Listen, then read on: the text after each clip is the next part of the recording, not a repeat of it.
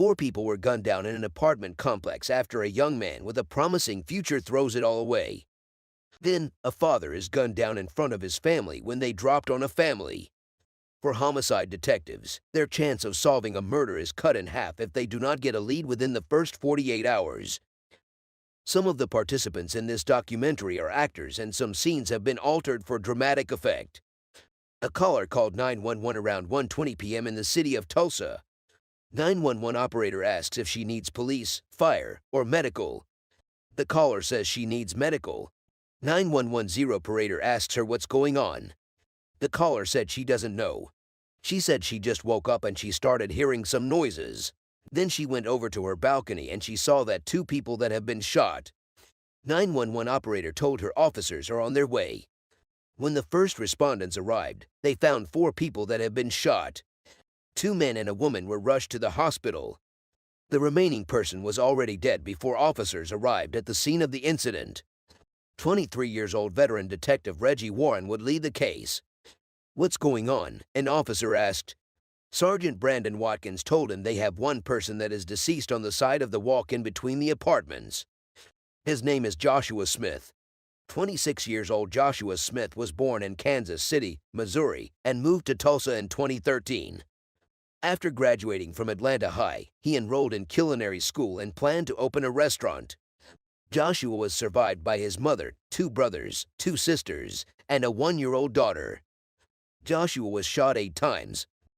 Sergeant Brandon Williams said they have 3 people that have been transported to the hospital for gunshot wounds. The man that was shot in the head is 23-year-old Marco Celestine Jr. Marco and his girlfriend Raven had a child and another baby on the way. The detectives discovered several casings in the parking lot and on the sidewalks. The team also recovers 11 .40 caliber shell casings. A detective said it seems the shooting started initially in the parking lot and shot were fired and continued down to the east. While detectives Ronnie Leatherman and John Brown went out to talk to people downtown, the team canvassed the apartment complex. They got a witness to speak with them. She narrated what she knew. Detective Reggie and other detectives were not too satisfied with what they heard from her. They wanted to hear more from her, so they told her she will be more appreciated if she could come to homicide. She obliged and followed the detectives. As soon as they got to homicide, she was taken into an investigation room. Detective Ronnie was the detective that entered the interrogation room where she was being held to ask her some questions. Detective Ronnie told her to tell him everything she knows. She said she was sitting in her car watching TV, and then she heard gunshots out of nowhere. She said the gunshots were consecutive and just kept going off. She said she hit the ground. She said when the gunshot stopped, she kept on hearing the voice of a woman yelling for help. In Mobile, Alabama, a call came through to 911. 911 operators picked the call and asked the caller what her emergency was. The caller told them someone has just been shot. 911 operators asked her the location of the shooting. She kept on saying, "Stephen, baby, stay with me." The caller finally gave 911 operators her location. She said she was at Azalea and Seabreeze. 911 operators immediately transferred her over to medical. She kept saying, "I love you, Stephen, baby," while her call was transferred to the medical. A few minutes later, police and DMs responded and found a man lying on the street dead. Detective Glenn Barton asked officers if they already have the name of the victim. An officer told him that they have the victim's name and he is Stephen Fields, Jr. 39-year-old Stephen Fields, Jr. worked in a construction company to support his 5 children. Stephen was recently engaged and moved in with his fiancée. Stephen was shot once in the head. A single shell casing of a 9mm Luger was found next to Stephen's foot. A witness came forward to speak with detectives. The witness said showed them Stephen's fiancée. He assured detectives that the female holding a baby over there is Stephen's fiancée. The detectives approached her and she agreed to talk when she gets to homicide. Immediately they arrived at homicide. She was taken into an interrogation room for questioning. Detective Ronnie and another detective entered the interrogation room where she was being held to ask her some questions. Detective Ronnie told her he wants to know what happened. He urged her to tell him everything she knew. She said Donna called her in the morning because Donna wanted her to come to her house. She waited on Stephen to get off work because the next day was his birthday. She said she took Stephen out for dinner to celebrate his birthday. Detective Ronnie asked her if Stephen knew Donna. She said Stephen and Donna were neighbors. She said Donna moved into the house where Stephen was living with her son and his girlfriend about a month ago. She said Donna told her she just needed to talk to her for a second. She said Stephen and his son waited in the car while she went inside. When she entered, Donna told her to sit and talk to her for a second. The next thing she saw was a black guy running in the door. The black guy went to the safe that was in Donna's room. She said he told Donna he needed his gun. He said he needed to go outside. She said the black man grabbed a gun and ran out of the room. She said as he was going down the steps, she was trying to figure out what was going on.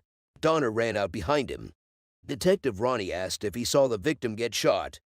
She said the black guy just shot the victim in the head and the victim fell. He asked her again if she remembers what he was wearing. She said she can't tell him even one thing about him. She said she doesn't know who he was, but it sounded like he was called Smoke. Detective Ronnie asked her if she knew who called him Smoke. She said it was Donna that called him Smoke and she drove away with her son. Detective Ronnie asked her if she has any idea why anybody would shoot Stephen. She said she thinks everything that happened was a setup. She said Donna told her son in the past that Stephen owed her money. She said she was outside when she got outside. She said after she followed the gunman out of the house, she saw Donna's son lying on the street. She thinks her son and Stephen might have gotten into it and the guy got a gun and shot Stephen. At this point, Donna threatened to kill Stephen, Detective Ronnie asked. She said Donna usually threatens to kill people all the time. Just hold tight. I will be right back, Detective Ronnie said while he left the interrogation room. The detective turned to the woman who rents the apartment and who was dating Donna's son. So who stays in that apartment with you? The detective asked. She said she and her kids. Who else stays at the house? The detective asked again. Mama, she replied. What exactly do you remember about when everything went down? The detective continued with his investigation. She said when the girl knocked at the door, she asked her what she wanted. She said she opened the door. She said her old man and little skinny dude were getting into it. She said while she was at the door, she saw Stephen and a black male fighting in the street. She said Mama ran out of the house. She ran past her. She saw Stephen and the skinny dude tussling. After that, she heard a firecracker. She said the skinny black dude ran behind the back of her apartment. Back to the other murder case, detectives just learned that a witness responded to the female victim. The witness was brought to homicide for questioning. As soon as she arrived at homicide, she was taken into an interrogation room for questioning. After a series of questions and answers with Detective Ronnie, the witness was given a card that had Detective Ronnie's name and phone number on it. He told her to call him as soon as he has any information concerning the murder.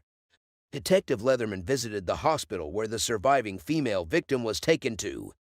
He requested to have chat with her before he is prepared for surgery. Detective Ronnie asked her who shot her and she said it was Caleb Young. He asked her what happened. She said she was there to visit her friend called Josh and one of Caleb's friends was there. She said she saw him on the phone and he was looking at her. She has a feeling that he was on the phone with Caleb. About 30 minutes later, Caleb popped up. Detective Ronnie asked her why he did that. She said he did that because they broke up. Detective Ronnie left the hospital room while he left the medical personnel to attend to her. Detective Ronnie called Detective Reggie immediately he left the possible. He told about Caleb Young. He wants him to look for Caleb in the database if he can get any information on him. A few minutes later, Detective Reggie found Caleb in the database. Information from the database showed that 20 years old Caleb Young has no prior convictions. The next task for the detectives is to locate Caleb and bring him for questioning. They headed out to the location they found. While driving close to the location, they spotted Caleb leaving in a car.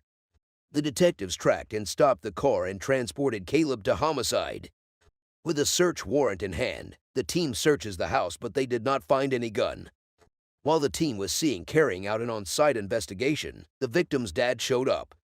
Did your son have a girlfriend or baby ma'am out east? A detective asked him. He claims Caleb's ex-girlfriend and her new boyfriend shot up his family's house and car. Detective Ronnie said what she told them might help her son out. He asked if she will be willing to follow them. Definitely yeah, he replied. The detectives and left with him to homicide for questioning. Detective Reggie enters the room where Caleb was been held. "How are you, brother?" he asked. "Fine," Caleb replied. Detective Reggie introduced his partner called Detective Ryden to Caleb. Detective Reggie asked him if he needed anything like water or food. He said he is good. Detective Ryden said he has 4 people shot at the moment and he doesn't know why. Back to the mobile investigation of Stephen Fields Jr., a witness has just revealed to detectives that she knows the shooter. A detective asked the witness if he can describe him. She said the suspect is 5'11", a black guy, and skinny. Smoke's wife, a detective asked. The witness said she is a white girl. He asked her how old she was. She said the information is on Facebook. The detective asked her if she can pull up her information on Facebook real quick. She said she can do it real quick. Barton finds Jamal's last known address. The detective headed to a location they know Jamal stay at. A few minutes later, they arrived at the address. When they arrived at the address, they knocked on the door. A woman showed up at the door. He told her his name is Detective Barton and he wants to know if Jamal was there. She said Jamal was not there. She said she has been trying to get in touch with him. She said she has been calling him. "Well, this is my phone number," Detective Barton said. He gave her his phone number and urged her to call him if Jamal shows up. The next day, the teen picks up Donna at her apartment complex. Detective Glenn told Donna that he just wanted to speak with her. Donna said that's fine. Detective Barton told Donna to explain what happened to them. She said someone knocked on her door. She said the people used to live down the road. She said he always come hounding. She said she asked him if he has $5 she can use for gas or she can help her buy her baby diapers. Detective Barton asked her if she told her to come over to her apartment. She said she didn't tell her. Detective Barton said he didn't buy the idea that she just showed up randomly. She said she told her she was bringing money. Donna admits Stephen owed her money. Detective Barton asked her what happened when she was talking in her room. She said somebody runs in and that was when she walked outside. She said her son was in the middle of the road. She said she thought her son was dead. Detective Barton asked her if she had talked to Stephen. She said she hollered at Stephen. I asked him what he did to her son. He said Stephen came over to her son and pushed her down. She said he was irate. He was always screaming and cussing me. She said it was in the processing of getting up after he pushed her that she heard a gunshot. Then, Stephen fell. Detective Barton asked who was with him when it happened. She said it was Jamal. He asked her where the person went from there. She said she doesn't know where the boy would have gone to. Detective Barton asked her if she has ever threatened Stephen in any way.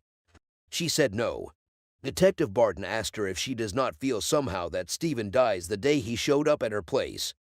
In the quadruple shooting in Tulsa, detectives have just identified a suspect. The fugitive warrant squad has just brought in the suspected shooter Caleb Young. Caleb was taken to an interrogation room and prepared for questioning.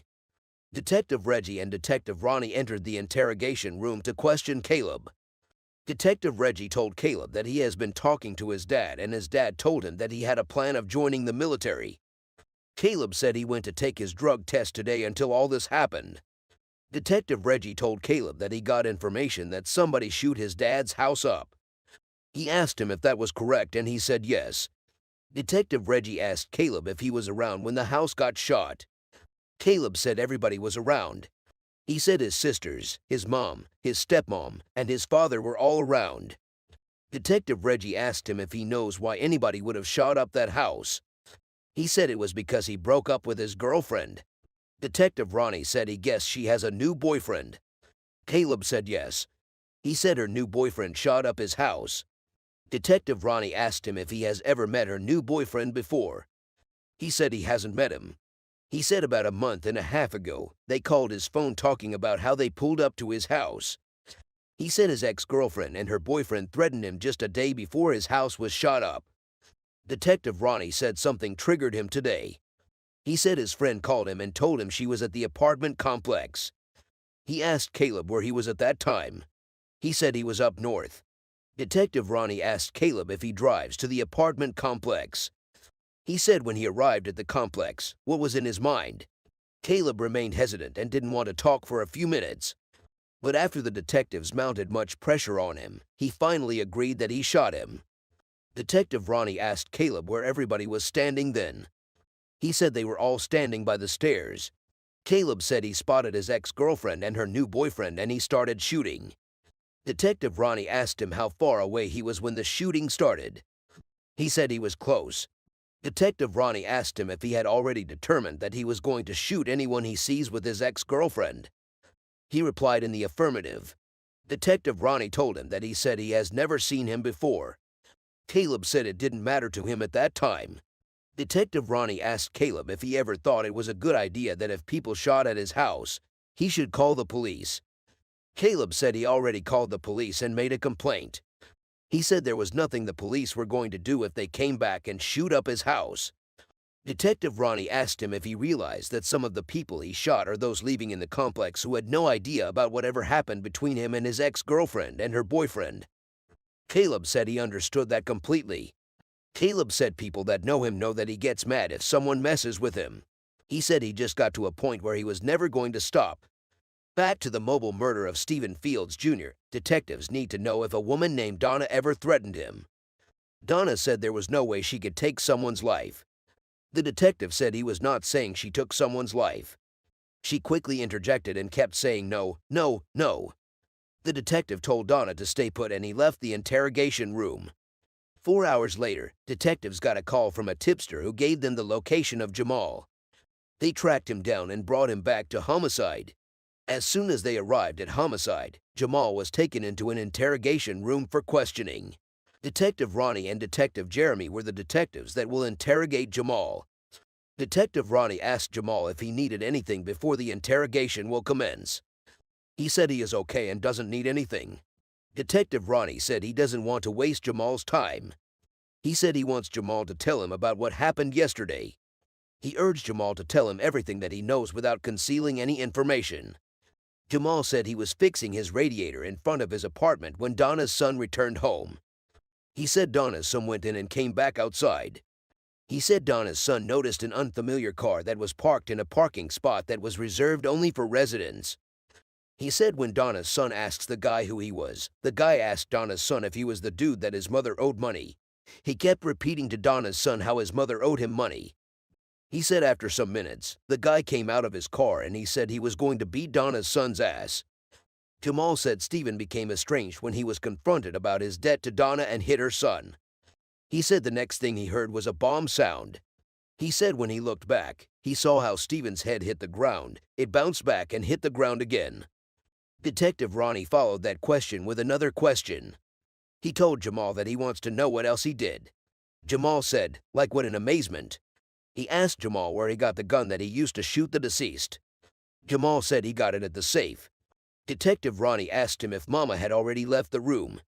He said they were already downstairs. He said he was the last person in the house. Detective Ronnie asked him what he saw when he got out of the house. He said he walked down the steps. He saw how he and Mama wanted to fight. He said he put Mama on the ground and he was already swinging on Mama. Detective Ronnie asked him what he did when he saw him swinging Mama. Jamal said he shot him. Detective Ronnie asked for a couple of minutes and left the interrogation room. Jamal Hamilton was charged with murder and he is awaiting trial. No one else has been charged in connection with the murder of Stephen Fields Jr. Fields Jr. Fields Jr. 8:08 p.m. in Tulsa, Oklahoma. A caller called 911. 911 operator. Do you need police, fire, or medical? Caller. Police. The caller said he is at the corner of 54th Street and Johnstown. He said he just heard a gunshot after an argument, and the argument stopped after the argument. 911 operator. How many gunshots did you hear? Caller. Just one. The 911 operator said he will inform the police. A few minutes later, another caller called 911. 911 operator. This is EMSA. What is your emergency? Caller. I was just walking up the street and I look up in the driveway and I saw a guy sitting in a chair with a gunshot wound to his head. 911 operator. Is there more than one wound? The caller said he just saw one that is coming out of the man's head. 911 operator. Okay. Caller. God. 911 operator. Is he still breathing? Caller. Yes. He is still breathing. 911 operator. Just keep talking to him. Tell him you've got help on the way. Detectives made their way to the crime scene. They found a man lying wounded with gunshot wounds. Is he bleeding via a gunshot wound? A detective asked. Yes, another detective answered. Detectives said the victim is in grave condition. He should be taken to St. John's Hospital. For homicide detectives, their chance of solving a murder is cut in half if they do not get a lead within the first 48 hours. Detectives are heading to North Tulsa. There was a black male that was shot at the front of his residence. Health officials have been working on him, and detectives just got a word that unfortunately, he died at the hospital. Victim seated in his chair, a detective asked. Yeah, someone replied. He said apparently when they were out there, he had a hospital bracelet worn with the name Sidney on it. The victim did, a detective asked again. The victim did. He replied. 55 years old Sidney Ray was born and raised in Tulsa. After earning a bachelor's in communications, he served in the Army for a year and a half before being honorably discharged. When he returned home, he attended truck driving school and worked as a landscaper. He was survived by his mother and 3 children. A detective said he believed that Sidney was shot. He said he was shot once. He said the bullet didn't pass all the way through but stayed in his head. Sidney was shot once on the right side of his head. A detective at the crime scene said he is not seeing any blood spatter on the wall or anything. He said what this tells him is that Sidney was probably leaning forward when he was shot. In the course of searching the crime scene, a detective saw a 9mm casing and 2 different types of cigarettes. So, who else lives in this house? A detective asked. No one answered the door. Another detective replied. A female detective at the crime scene said she has talked to the person that owns the house. She said the owner of the house told her that Sidney and 2 other people lived in the house. She said she gave her the name of the 2 other people. Perfect, a detective answered. Patrol learned that Sidney's housemates have been out of town for 4 days. What this shows is that Sidney was at home alone when he was shot. Only the neighbor who called 911 would be able to provide some information that can give detectives a lead. Detectives have a witness. She said she hears Sidney arguing with someone moments before the shooting, but she didn't hear what they were saying. She said she heard the suspect talking to someone. Like shoot him, a detective asked. Yeah, just like that. She said after that, she heard a gunshot and everything just went quiet. She said she looks out her window and she saw 2 black males. She said one black male and the other she can tell who he is. She said the suspects fled to an open garage next door. She said they were only there for a couple of seconds. After that, they came out down the driveway and entered a white car. She said the suspect car did not start. She said she saw him grabbing a tool to start the vehicle, and they took off and go through the west. How did the garage door get closed? A detective asked. That's a $1 million question. We do not know how it got closed, another detective replied. Detectives knocked on the door of one of Sidney's neighbors. What do you know about this house next door? A detective asked. I do not know anything about it. I just know the neighbor. He is always outside fixing on his car, he replied. What does he normally drive? The detective asked again. He drives a blue Mustang, he replied. Have you seen any white cars there before? The detective asked again. No, he replied. Do you know the name of the guy that lives next to you? The detective asked again. No, I don't, he replied. He said it's a young couple that lives there. The detective asked him if he knows the victim's name. He said he doesn't know him either. The detective asked if he has seen a neighbor associate with the victim before. He replied in the affirmative. The detective said he was going to leave his number with the neighbor. He told him to call him if he happens to hear something. The detectives think they might have to search the garage. They cannot search it immediately though because they need a warrant from a court of competent jurisdiction. 2 hours in, Sergeant Brandon Watkins speaks to Sidney's brother and sister-in-law who were away on vacation. They said they heard from a neighbor that Sidney was shot. Sergeant Brandon told them that Sidney was taken to St. John's Hospital after he was shot. But unfortunately, Sidney died. Sergeant Brandon asked them if they knew anybody that Sidney was having any kind of trouble with recently. They said they do not know anyone Sidney was having any kind of trouble with. Sergeant Brandon ended the call after thanking them for speaking to him. Sergeant Brandon told other officers that Sidney's brother and sister-in-law told him that Sidney was shot in his chair at that residence on the 15th of May last year. He said they made him know that it was two young guys that shot him then. They said he was shot in the back and stomach then. Another detective said their story has explained why Sidney had bracelets on his wrist. He said Sidney's brother said he couldn't let him stay in his house because he was throwing trash in the neighbors' yards, and he was aggressive with everybody. He said there was a lady who said yesterday, or the day before yesterday, the guy that was sitting in the chair out there started screaming at her. The guy told her to get out of his sight. While the team waited for a search warrant to search the victim's house and garage, a detective said someone just showed up at the house. He said they might be able to get a waiver. "Do you live here?" a detective asked him. "Yes, sir, I do," he replied. "Do you mind signing a waiver for us to search your garage?" a detective asked. "Yeah," he replied. As officers searched the garage, they began to see different ammunitions. They found 5 guns including a 9mm Luger and a cock gun. The detectives believe they may have found the weapon used for the murder. The owner of the house swore that he does not know these ammunitions exist in his garage.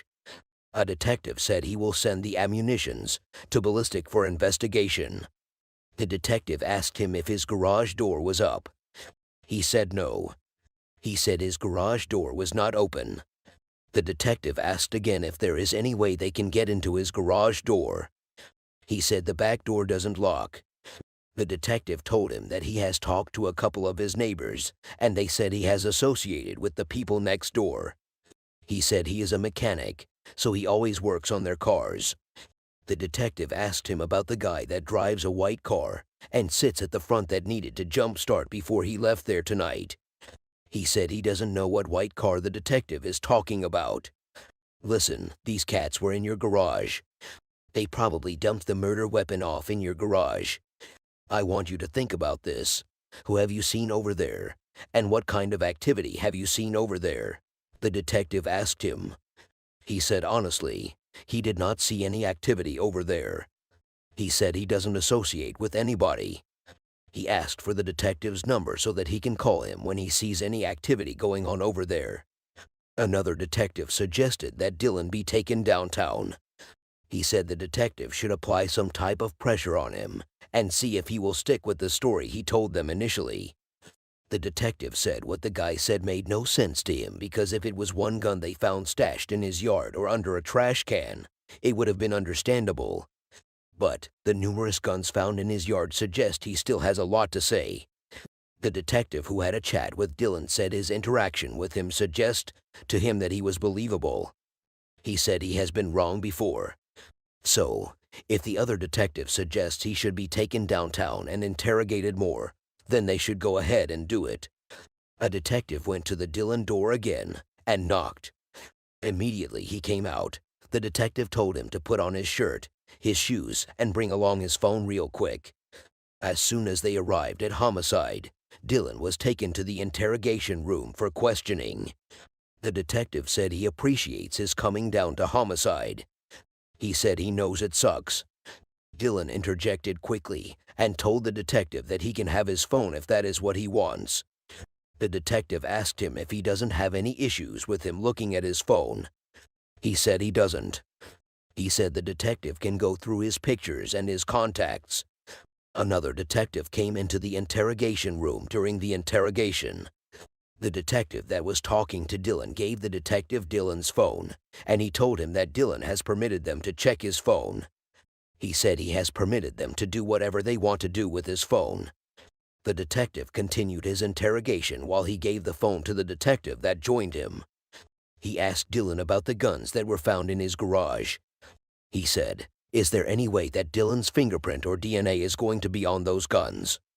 He said no. How do you know that? The detective asked again. He said he hasn't touched any of those guns, so there is no way his fingerprints will be on the guns. The detective asked him again if any of his neighbors have entered his garage before. No, he replied. The detective asked Dylan if he received any phone call this evening from anybody that suggested the person was going to hide something or put something in his garage. He said no.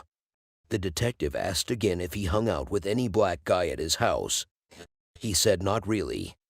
The detective said the reason he is asking is because of a picture he saw on his phone.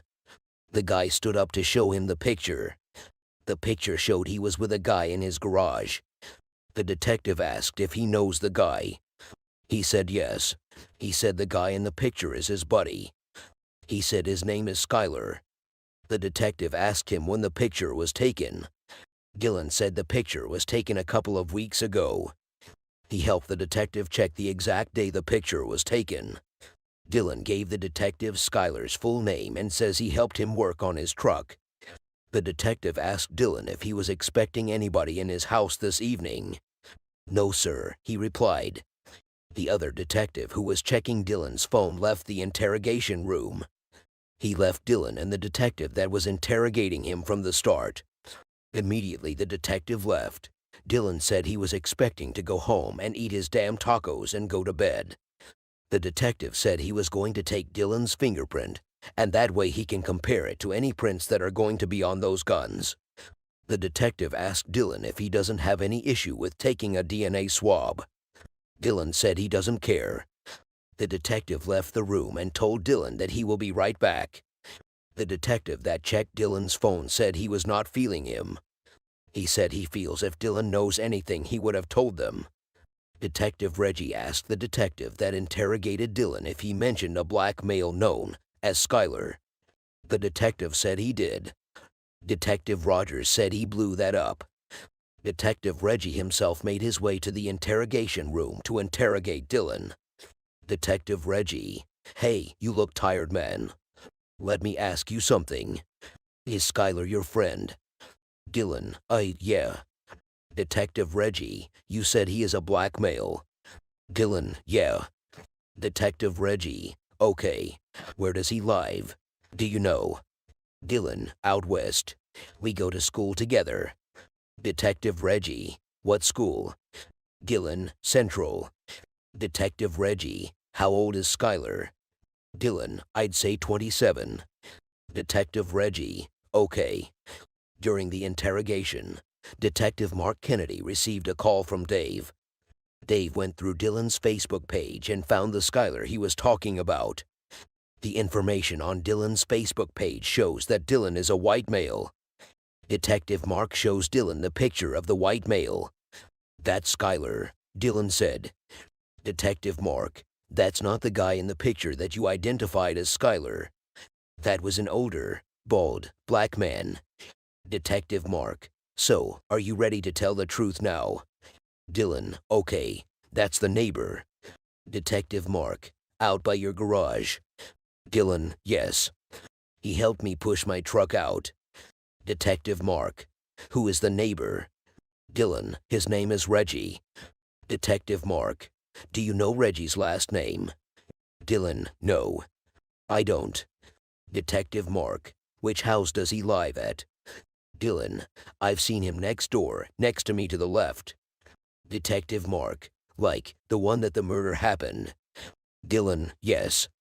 Detective Mark, does he live over there? Dylan, I don't know who lives there.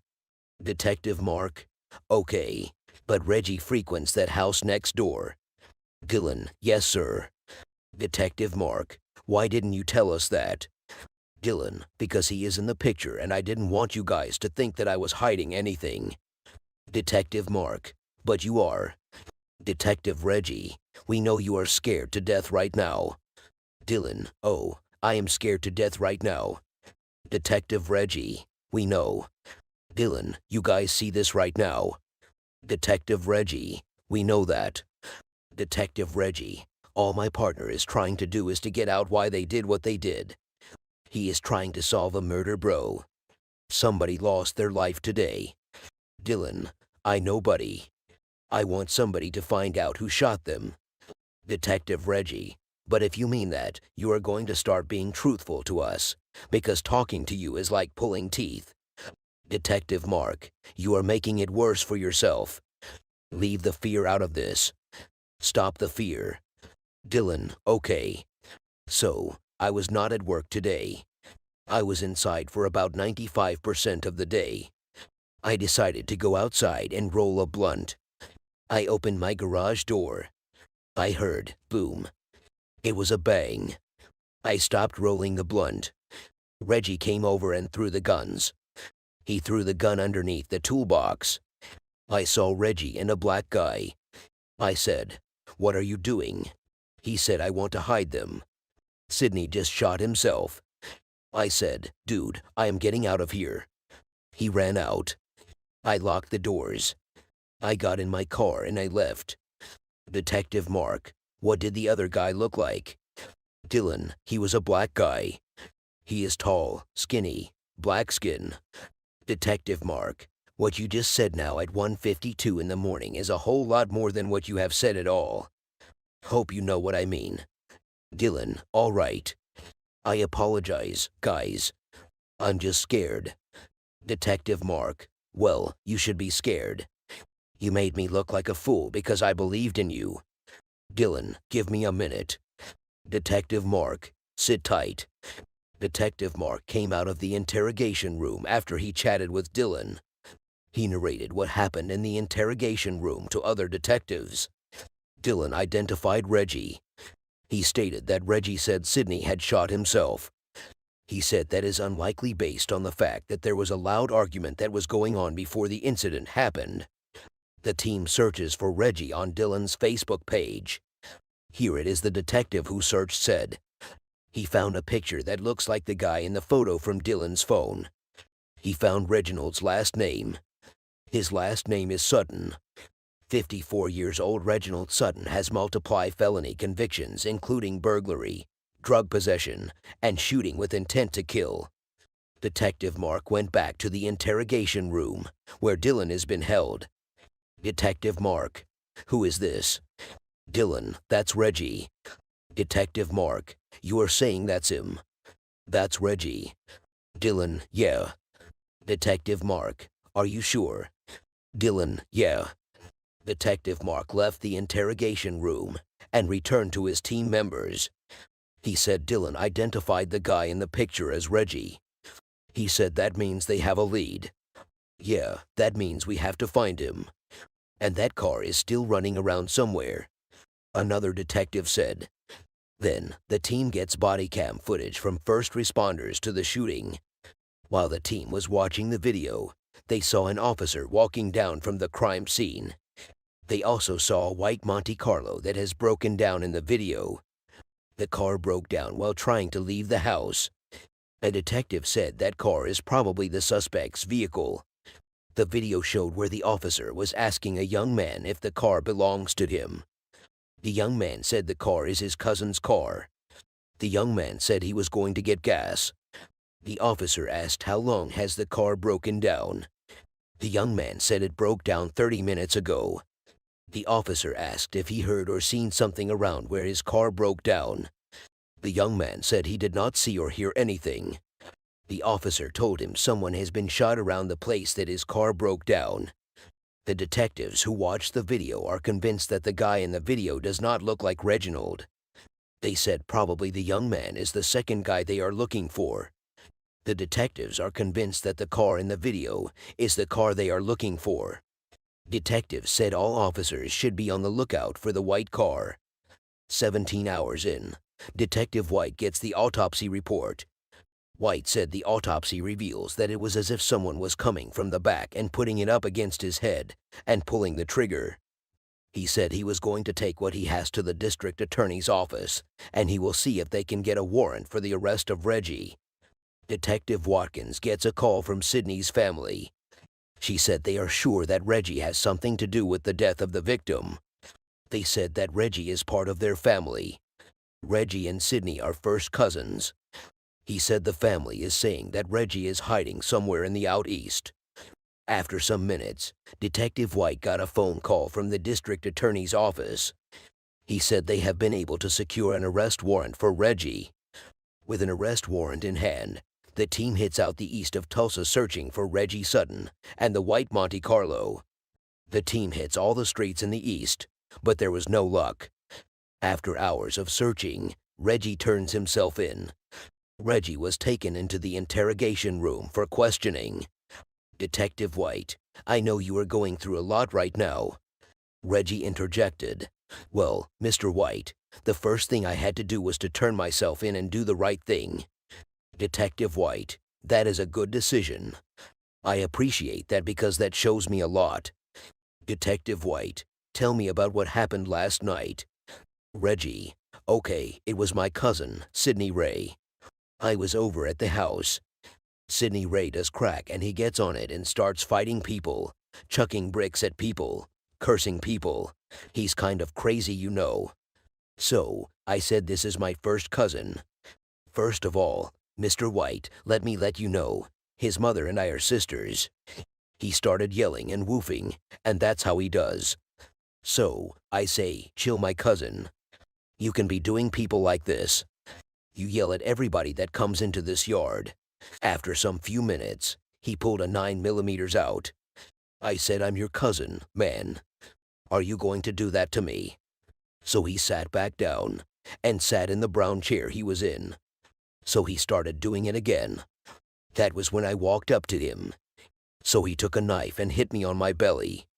So he took the gun out. I said, are you going to do that to me like that, man? So we started dragging it. It went off. Detective White interjected. Reggie, it went off, sir. Detective White, you know I have interviewed a lot of people out there last night. Some of the people I interviewed lived in that area, and they said it was not only you that was up there. They said there was another male that you were with. I am interested in knowing who he is. Who were you with? Detective White asked again. Reggie, Terry Ratliff. Detective White, I need to find Terry because he could corroborate your story. Do you know his number? Reggie, I don't have a phone. I do not know it by heart. Detective White, is he the one? Did he leave in the car? I mean the white Monte Carlo. Reggie, yes. Detective White, where is the car right now? Reggie, it should be at his mother's house. Reggie gives the location of Terry's mother's house. Reggie, I'm letting them know about the car. A few minutes later, a detective said Detective Warren has found the car. He said when they went and knocked on the door to get permission to tow it off the property, a guy answered. The guy that answered was Terry. Terry agreed to talk and he was brought to homicide. When Terry got to homicide, he was taken into the interrogation room for questioning. Detective White and Detective Kansas Corps entered the interrogation room. Detective White, just tell me the truth, that's it. Terry, I'm fixing to tell you. Terry continued. He said Sidney was right there. He said when Sidney smokes some dope, he usually gets irritated and starts talking a little noise about people. He said Sidney got up in Reggie's face at one point in time, and Reggie also got up in his. He said before he knew it, Sidney was sitting down, and Reggie was all over him. He said Reggie was getting ready to whoop Sidney. He said Sidney scratched him a little bit. He said Reggie came to him and showed him a scar on his stomach. He said that was when Reggie told him to hand the gun over to him. He said he didn't want to give Reggie the gun, but Reggie intimidated him. He said he handed the gun to Reggie. The next thing he knew was Reggie shot Sidney in the head. Detective White, okay, that's it. Terry, he murdered that dude. Detective White, that's the part I need to know exactly clear about. So how did he do it? Where was he standing when he did it? Detective White asked again. Terry, right over him. He grabbed the gun, went back over to Sidney, and stood over him. He backed him back. Sidney was still talking then. Detective White, what was he saying? Terry, he was saying shoot me, shoot me. Terry said the next thing he heard was a gunshot. Detective White, Where did he shoot him? Terry, it was on the right side of the head, I guess. That's all I know. Detective, Sidney wasn't fighting him or doing anything. Terry, Sidney was a good guy. He didn't deserve to die. Terry said. After that, Reggie said he better not say anything to anyone. He says Reggie told him to hide the gun in Dylan's garage. He said he grabbed the gun. He said he took it up and pits it up under the tool chest. Detective White, when you reached under there to get rid of that gun, did you see any other guns? Terry, I didn't notice any. Detective White, where did you go from there? Terry, I tried to leave but the car didn't start. He hopped in the car with me. He said Reggie said they needed to get away before someone calls the police. He said Reggie said he should stay. Reggie shot himself if anyone asked. Terry said he told him they were going to detect that he didn't shoot himself. He said they ran back to Dylan's house and Dylan drove them to a gas station to fill up a gas can. He said when they came back, they dropped him off the car. He said he saw the police walking towards the car shining a light on it. He said the police asked if the car belongs to him. He said he told them they went out to fill the car because it ran out of gas. He said he got the car started and he immediately went to his mother's house. He said he stayed right there till morning. Detective White, I'll be right back. You can hang here real quickly. Detective White returned to the interrogation room, where Reggie was been held. Detective White, well, the version that we got from your friend over there was a little bit different from yours. Reggie, how far was I off? Detective White, quite a bit. Detective White, here is what I think happened based on the version that he told me. I do not doubt that Sidney has got some issues. I think we can agree on that. Reggie, yeah, we can.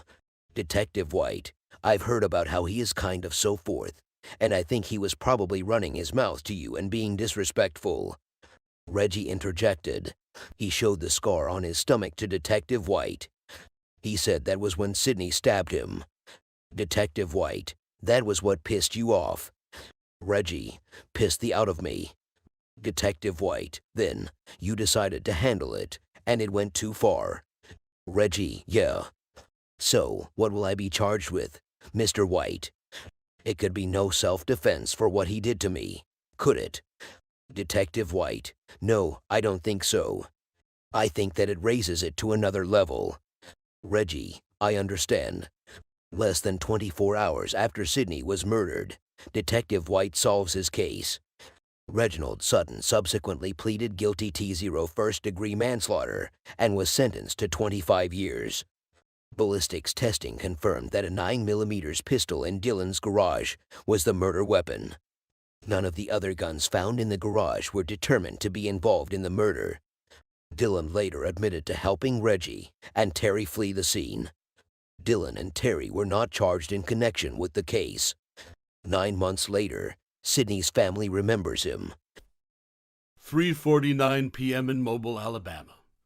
Detectives make their way to the 4th Precinct near the University of South Alabama. It is one of the most prominent colleges. Campus police officers responded to an emergency at the home of a professor. The colleagues of the professor noticed that he did not show up at work. The campus PD did a welfare check on the professor. When they entered his apartment, they found bloodstains on the floor of the professor's apartment. When they walked through the hallway of the professor's apartment, they found the professor lying down dead. His colleagues found it surprising while someone will decide to kill the professor. They immediately put a call through to the police emergency unit to report what they just saw. As soon as they received the call, homicides detectives swung into action to try and unravel what caused the death of the professor, and who might be responsible for the death of the professor. For homicide detectives, their chance of solving a murder is cut in half if they do not get a lead within the first 48 hours. A few minutes after the detectives received the call,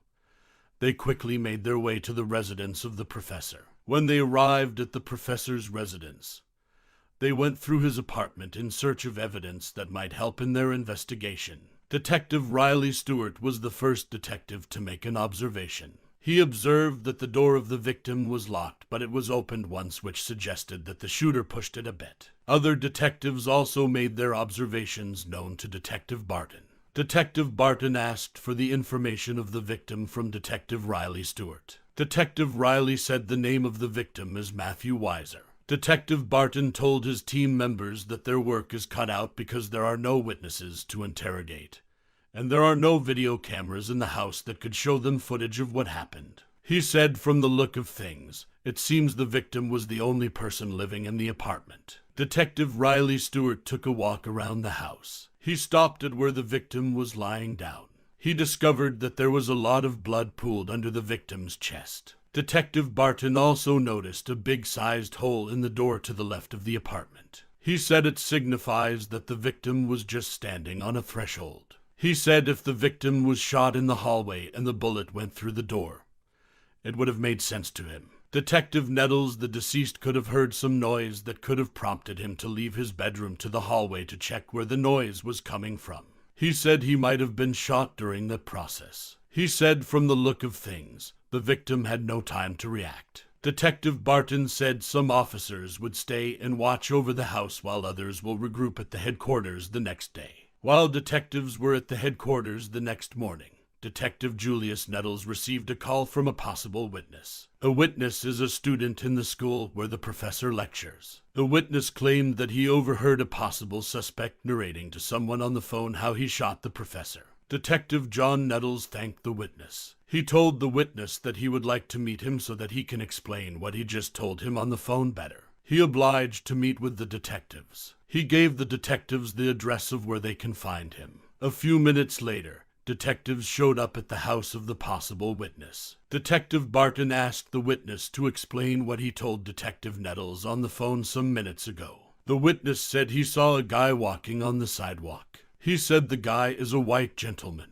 He said he was on jeans, sneakers, and a black hoodie. He said the guy was on the phone with someone when he saw him. He said the first thing he remembered from what the guy was saying to the person he was talking to was if the person heard what happened with the professor at school. He said he didn't hear what the guy he was talking to said, but what the guy said after that was he did that. He told the guy that he waited until the professor entered his house, and he went inside with him and shot him. Detective Barton asked the witness if he believed the guy was genuine or was just joking. He said he doesn't know if the guy was joking or not, but he doesn't want to take any chance. Detective John Nettles asked the witness how far he thought the guy was when he overheard his phone conversation. He said the guy was approaching from 100 feet away when he overheard his conversation. Detective Julius Nettles asked him where he thinks the possible suspect could have been walking from. He said the only building that is over the area is the Humanities Building. The detectives appreciated the witness and returned to headquarters. After some minutes, detectives got a surveillance video from the security department of the college. A detective pulled up the surveillance video to see what they could find. After searching for hours, they finally found the video of the possible suspect. Detective Julius Nettles said they are trying to get the name of the possible suspect through an attendance sheet. A teacher in the college was able to identify the possible suspect. Detective Barton sent the pictures of the possible suspect to headquarters so that they can check him up in the database. The possible suspect is 19 years old Joseph Edmond. He has no prior convictions. The detectives discovered that Joseph has a car and lives on campus. Detective Baton said they will try to locate the car of the possible witness, and hopefully they can locate him too. Homicide detectives and university police searched the campus for Edmond's car. Edmond's car is a gray Kia Soul. After searching for hours, they finally found Joseph Edmond's car, but there was no one inside the car. A few minutes later, they noticed that a guy was walking to where the car was parked. They identified the guy walking to the car as Edmond Joseph because they already have his picture. Detective Nettles told all detectives to hold their position and allow Joseph to walk closer to his car before they approach him. When Edmond got very close to his car, the detectives alighted from their car and approached Edmond. Detective Julius Nettles introduced himself and informed Edmond that he was from the Mobile Police Department. Detective Nettles asked Edmond for his name, and he said his name is Edmond Joseph. Detective Nettles asked Joseph if he can follow them to the headquarters for a brief talk, and he obliged. Joseph Edmund entered the car with the detective, and they drove to the headquarters. Immediately they arrive at the homicide headquarters. Joseph was taken into an interrogation room for questioning. Detective Nettles and Detective Barton entered the interrogation room, where Joseph was being held, and they locked the door. Detective Nettles asked Joseph if he had any idea why they wanted to have a chat with him. He said he had no idea. Detective Nettles said someone described him, and what the person described was that Joseph was walking through a sidewalk, and the person overheard him having a conversation on the phone with someone. He said the person overheard him saying he killed Mr. Matthew Weiser. He said Joseph now has the opportunity to talk about it and set the record straight. He said if Joseph was joking, then the joke is already over. Joseph said he only talked about it in his criminal justice class. He said someone asked him if he has heard about it. He said he told the person that he has not heard about it, and that was it. Detective Nettles asked Joseph if he remembers talking to anyone on the phone. Joseph said he did not talk to anyone. He told detectives that they can check his call records. Detectives collected Joseph's phone, and they went through his call records. They found out that he didn't receive any call at the time the witness claimed he overheard the confession. Detective Nettles and Detective Barton asked for a moment, and they left the interrogation room.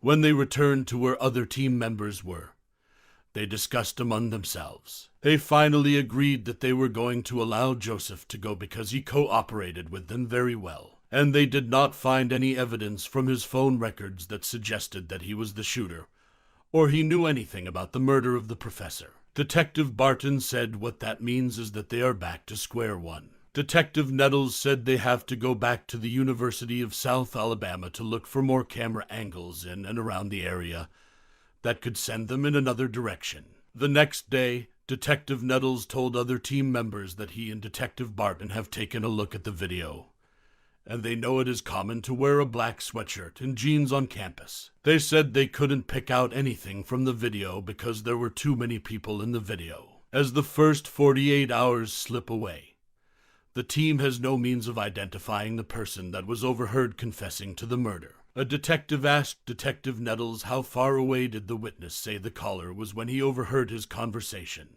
Detective Nettles said the witness said he was 50 to 100 feet away. The detective said he finds it weird how it is possible for someone that was 50 to 100 feet away to hear a conversation. Detective Nettles said he found it weird too, but he doesn't know why in the world the guy would make that story up. Another detective said they have subpoenaed the phone company for records. He said they should get Nintendo on trying to see if they can track the switch. In the first 48 hours, mobile homicide detectives responded to the murder of 39-year-old Dr. Matthew Weiser, who was shot inside his own house. Detectives found evidence of forced entry. They collected his computers and paperwork to search for a lead. They learned that a tipster overheard that a university student confessing to the murder. They spoke to a student who matched the possible suspect's description, but ruled him out as Matthew's killer. 12 days later, the detectives got the victim's phone records. At 11:25 a.m., the day when the victim was discovered, the person that was picking him up to take him to school was to pick him up around noon, which shows that the professor was still alive between 11:25 and 12, and which makes the window very narrow as when he was murdered. Detective Kenneth said he has looked into the victim's phone, and everything he saw suggested that the victim had no enemies. Detective Barton said the situation looked to him like a home burglary. He said it's probably more juvenile since they know a Nintendo Switch was taken. Detective Barton said he talked with someone from Nintendo, and the person told him that if a person used the device, or connects the device to an internet source, then the device would be registered on an IP address. He said hopefully through subpoenaing the victim's username through Nintendo, he might get the information if the device is powered on. 10 days later, Detective Barton got a call from Nintendo. He said on the 7th of December around noon, the Switch registered on an IP address, which was a week after the victim was murdered. He said the device came up for just 10 minutes between 14 and 14:10 around St. Louis. He said they would get a search warrant before going there, and he hopes they find someone there when they get there. The detectives got to the location, but they didn't find the suspect. A few hours later, detectives received a call on the possible whereabouts of the suspect. Detectives immediately left the headquarters in search of the possible suspect. When the team arrived at the apartment, they noticed that there was movement in the apartment. Detective Barton cited Tiquez and Curtis Warmack Jr. He told them to come out with their hands on their heads. He repeated it when he noticed that they were not moving close to the front door. They finally came out and they were taken to homicide headquarters for questioning. When homicide detectives arrived at the headquarters, Tiquez and Warmack were taken into separate investigation rooms. Detective Julius Nettles and Detective Barton chose to talk to Curtis first. They entered the interrogation room where Curtis was being held and they locked the door. They told Curtis that Tiquez has gotten himself in a situation. Curtis asked the detectives what kind of situation did Tiquez got into. They told him that they are investigating a homicide and they know that Tiquez is connected to the homicide. Curtis said he doesn't know anything. He said if his little brother did something, he would have told him about it. Detective Nettles told Curtis that they have a lot of information that showed that his brother is involved in the homicide. Curtis said they got the wrong person. He said there is nothing he or his brother would get involved in. After that, he said he was done talking. Detective Barton and Detective Nettles left the interrogation room and moved to the next interrogation room where Tiquez was been detained. When they entered the room, they asked Tiquez if he has any idea why they wanted to talk to him. He said heard that he was supposed to tell them about a Nintendo Switch. They asked him why he didn't want to tell them about the Nintendo Switch. Tiquez said he bought the game and sold it because he wanted to make extra money. They asked him where he got the game. He said he got the game at the Circle K on an overlook in the university. He said a dude walked up to him and told him that he has a game he wants to sell. He said he gave the dude $75 for the game. The detectives told Tiquez that they know that he did not buy the Switch from the Circle K. They said his car and his GPS were outside of where a homicide occurred at the time of the homicide. Detective Nettles told Tiquez that the person that was murdered was a professor of economics at the South Alabama University. Detective Barton told Tiquez that the records that they have shown that Tiquez was on that street at the time the murder occurred. Detective Nettles opened his phone for Tiquez to see what he was talking about. He showed Tiquez the picture of the university and a galliard standing over there.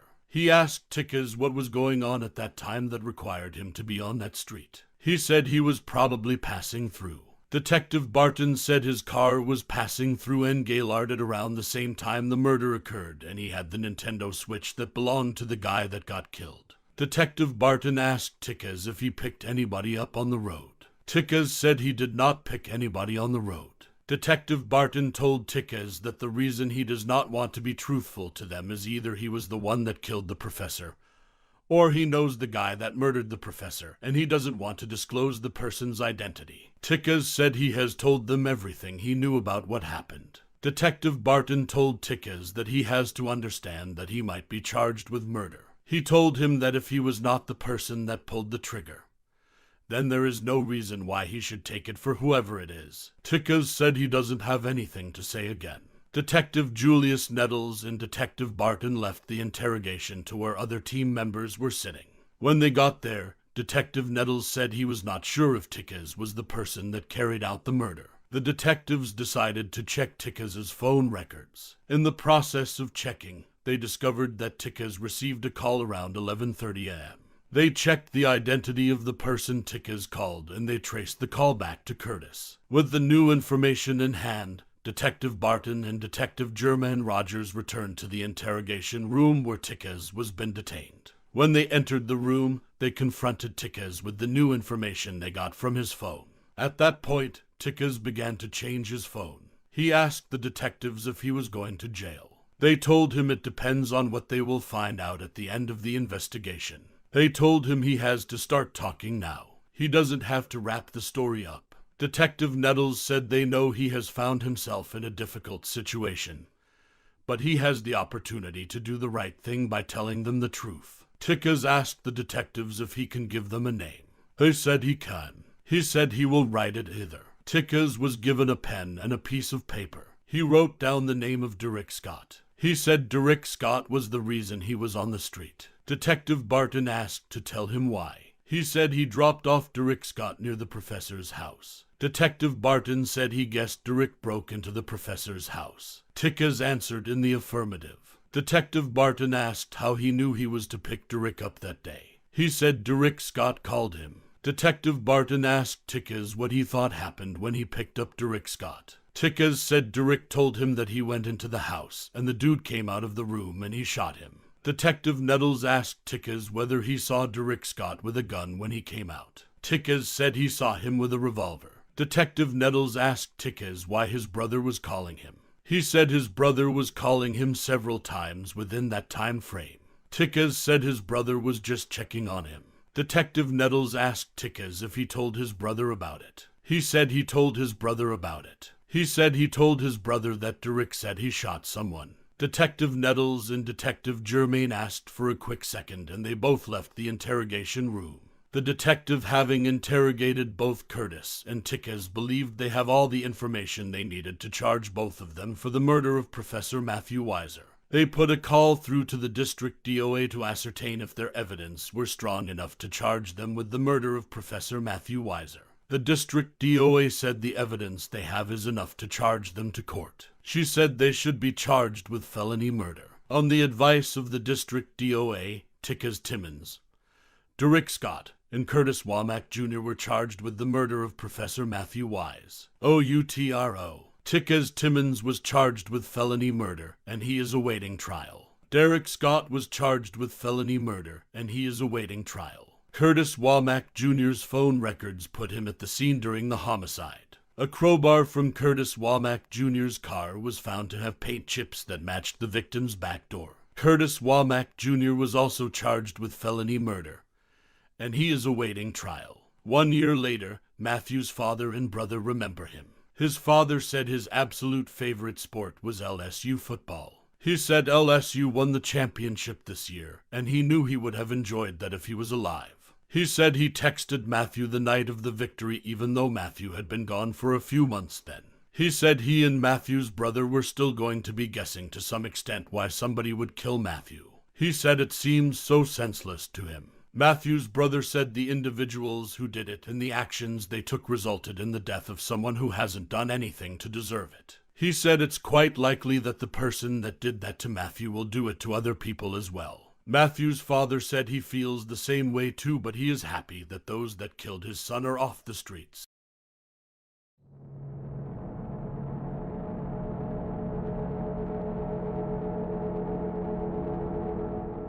"11:37 p.m. in Tulsa, Oklahoma.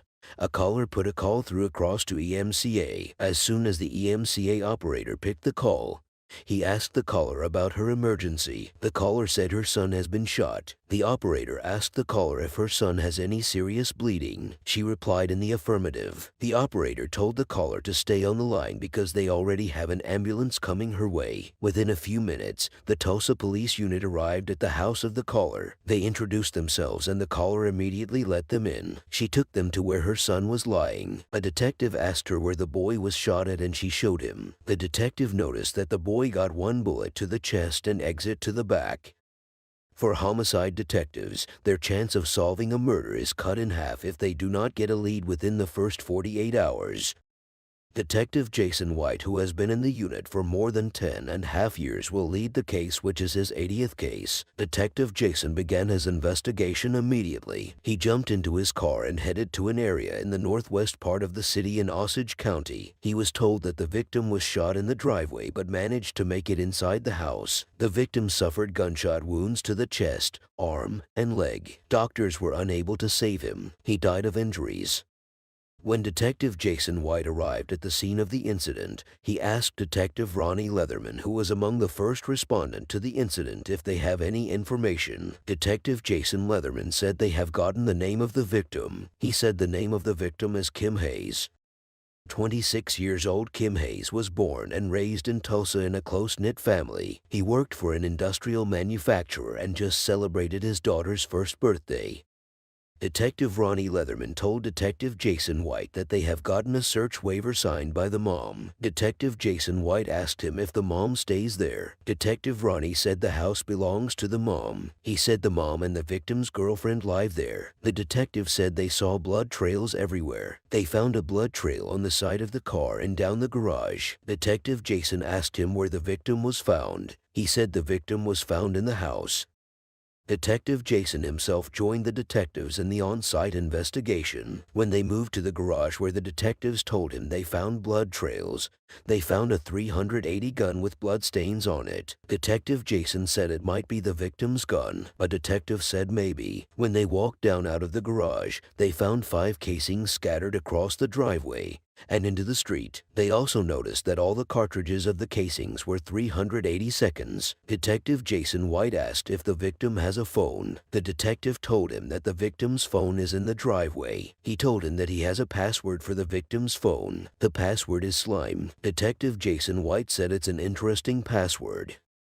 When they took a walk further down the house, they saw a pill bottle. The name on the pill bottle is Charles Boas and it's hydrocodone. Detective Ronnie said hydrocodone is an opioid pain medication that is commonly sold on the streets. Detective Ronnie said that according to the neighbors, there has been a lot of foot traffic and vehicle traffic from the house recently. He said it's probably drug-related. Detective Jason White said he is going to holler at the witness next door. He went to the neighbor and introduced himself. He asked the neighbor what he saw. The neighbor said he was about to go to bed. He heard some argument outside and he looked out through his window. He said he saw the victim and 2 other guys tussling on the driveway. Right at the end, he said he heard gunshots which took his heart rate and everything up to a different level. He said the guy that was standing over the victim unloaded like 5 or 6 rounds and pointed blank over the victim. Detective Jason White asked him what the victim did next. He said his wife thought she saw him get up and he think he was able to return fire. Detective Jason asked him what the guys looked like. He said they looked African American. They were tall. One was probably about 61. He said it wasn't the first time that he has heard people coming in and out. Detective Jason White asked him if there has a lot of traffic in that apartment. He said there has been a lot of traffic over the last year or so, but he thought since he had a baby, he has cleaned some things up. Detective White thanked the neighbor and went back to his team members. He told his team members that what he understood from what the neighbor said is that 2 guys were fighting, and the suspect was over the top of him. One of the suspects was shot into him multiple times. He said he calmed down or something after he had a baby. Detective Jason said the victim's mom and girlfriend will be taken downtown. He said he wants to talk to them and get their story as quickly as possible. When they arrived at the homicide headquarters, the victim's mom and his girlfriend were taken into different interrogation rooms. Detective Jason told Detective Ronnie that he thinks they should talk to the girlfriend first because she will probably have more information than the mom. When they entered the interrogation room where the victim's girlfriend was being kept, Detective Jason White introduced himself and introduced Detective Ronnie Leatherman. Detective Jason White said he is sorry that she is going through all of this. He said he wants her to shed some light and help him out on the murder. He said he wants her to tell him what happened tonight. The victim's girlfriend said it was like every other night. They had a night routine with their daughter. She said their daughter ate dinner at around 7:45 and they laid her down. She said when it was time to lay her down, they lay down together. She said as soon as their daughter fell asleep, Kim hopped up and left the room because he was already texting someone while they were laying their daughter to sleep. She said Kim went straight to the garage and opened the garage door. She said she went to the bathroom to grab a cigarette and she went out because that is what she does. She said suddenly she heard loud noises. She said she knows what a gunshot sounds like. She said heard up to 9 gunshots. She said the gunshots came repeatedly. She said at that point she knew Kim was in trouble. She said she opened the door and Kim started yelling, "Get down!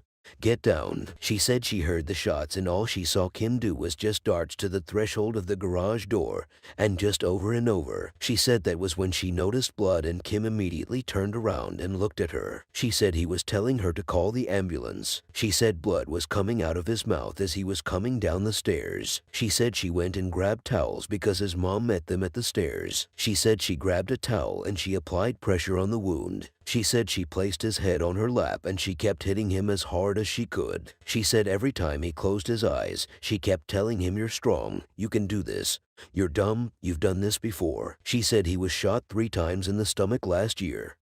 Detective Ronnie asked Kim's girlfriend what he was doing on his phone before he went to sleep. She said she asked Kim who he was texting and he told her it was his friend Charles. She said she told him that she has never heard that name before. She asked him who is Charles and she asked him what was going on. Kim said Charles was supposed to bring him some Roxy's to sell. Detective Ronnie asked her what Roxy's are. She said Roxy's are OxyContin. She guessed. She said Roxy's was one of the main things that Kim sells. Detective Jason asked her if Kim told her that Charles was coming with somebody else. She said he did not. She said when he was shot and his head was on her lap. She said she kept asking him Charles' last name. She said Kim kept trying to say something but she couldn't understand what it was. She said she kept asking him Charles who, and he said Charles Boras. She said now she knows his Bose. Detective Jason asked her how she knew. She said she messaged a childhood friend of Kim. She said they went to school together when they were kids. She said they all went to Central together. She said Kim's friend told her that Charles Bose is an old friend from high school. She said she was trying to put it together in her head just because she is familiar with living a very bad lifestyle before she got pregnant. She said she changed her lifestyle around. She said Kim did too for the most part. She said right after they had their baby, she and Kim went from being close friends to being lovers. She said Kim gave her a promise ring before their baby turned a year old. She said they were on their way to getting to know their place.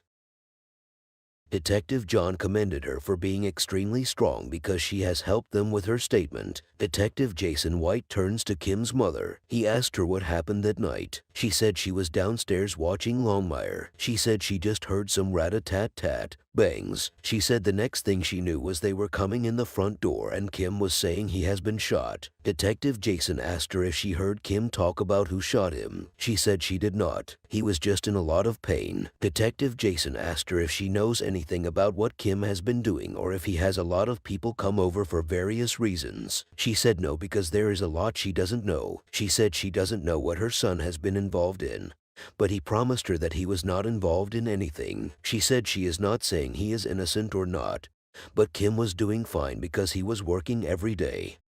Detective Jason asked her about her relationship with Kim's girlfriend. She said they are good. She said she was homeless when she picked her and brought her to her house. Detective Jason said she has to be strong for both Kim's girlfriend and her granddaughter. He said she will be living in her house temporarily. She said no problem. She said her focus is KH Low. She wants to know when she can see him. Detective Jason said she cannot see him in the medical examiner's office.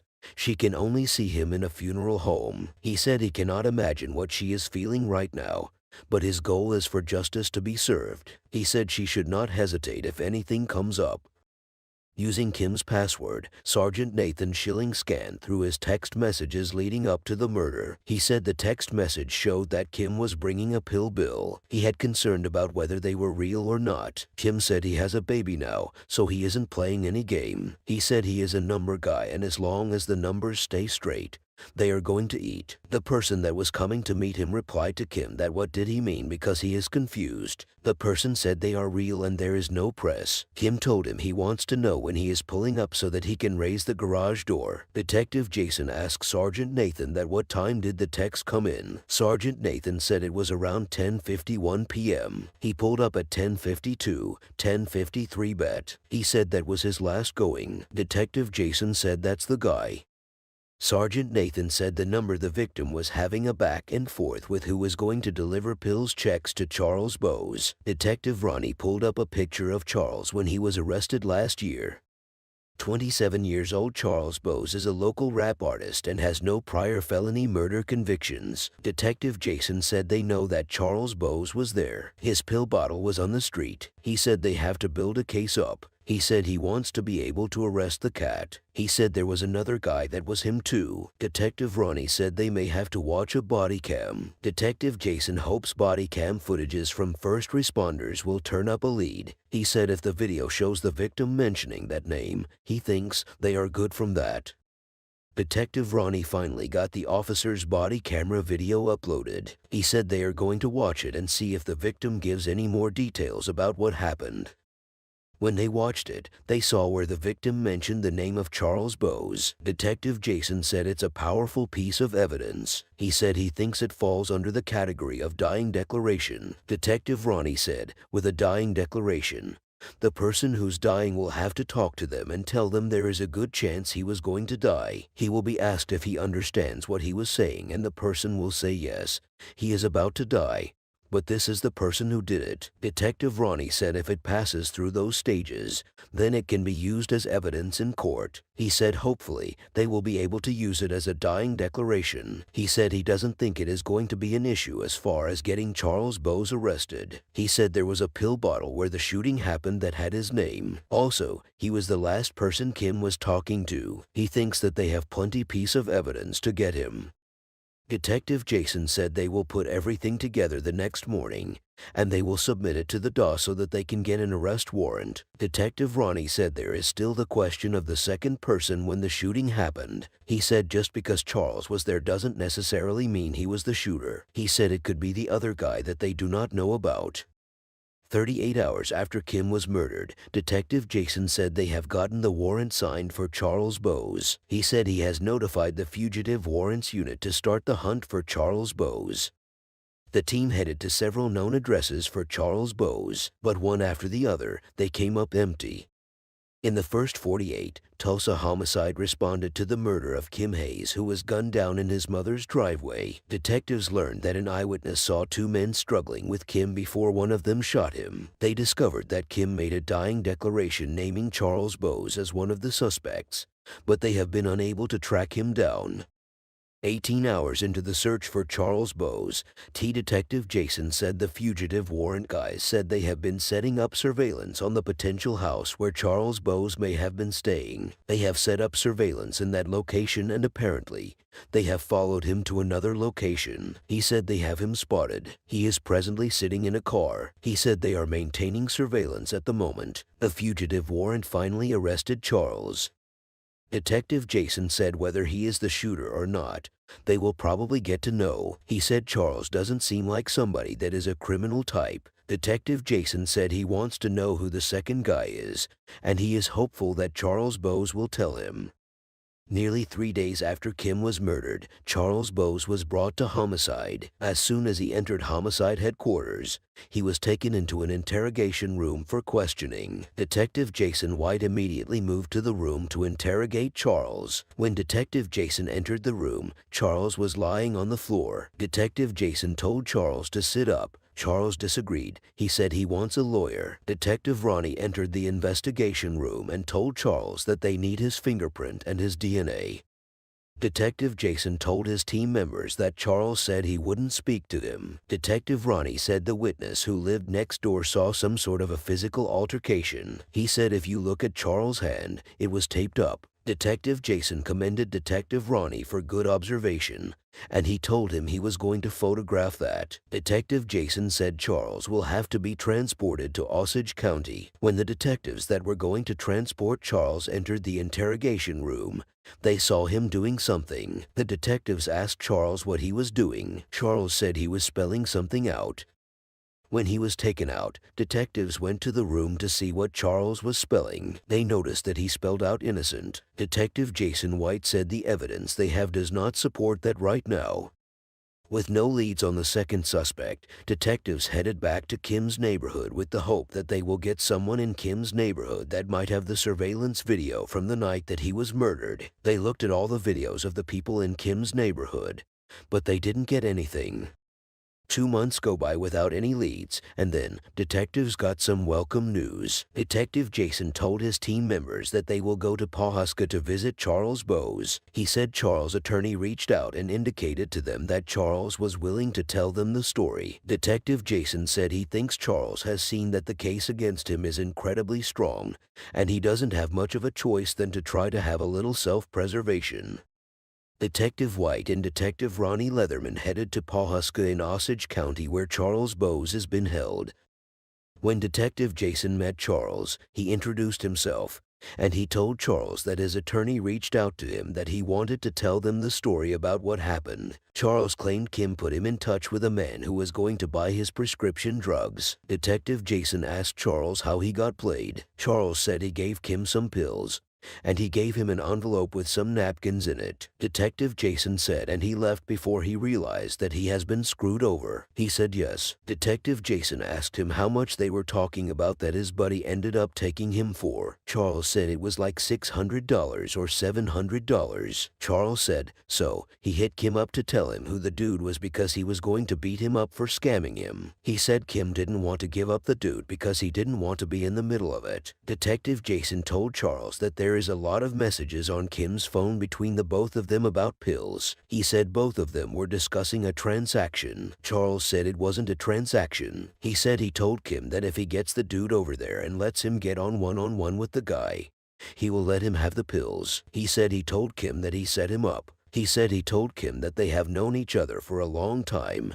He shouldn't have done what he did. He said after that, he punched Kim and they started fighting. He said he ended up slamming Kim on the ground. He said Kim had his arms locked into where he couldn't move his arm. Detective Jason said what happened after that. Charles said his cousin pulled him off Kim. When he pulled him off Kim got up and started reaching like he had something. He said then he heard shots go off and he took off running. Detective Jason asked Charles that who was his cousin, that kinfolk that came over there with him. Charles said his name is Lawrence. Detective Jason asked Charles if his cousin was worried after the incident happened. Charles said he knew he was worried because he knows he is not that type of dude. Charles said it was like some type of situation, but he hopes he didn't screw his cousin up. Detective Jason asked Charles if he knew that Kim died. Charles said he didn't know until 2 days later. Charles said he didn't know anything happened because Kim was popping back. Detective Jason thanked him and he left.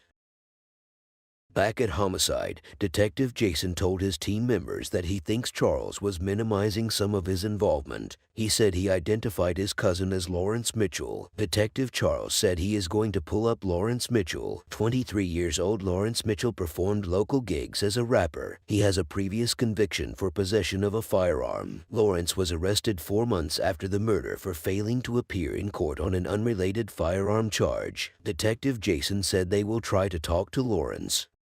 Lawrence was transported from Tulsa County Jail down to Homicide. Detective Jason said it took a lot of time to get the warrant issued for him because of COVID and other things. He said once that happened, they went down to the jail to go pick him up. He said he hopes that Lawrence will tell them what's up.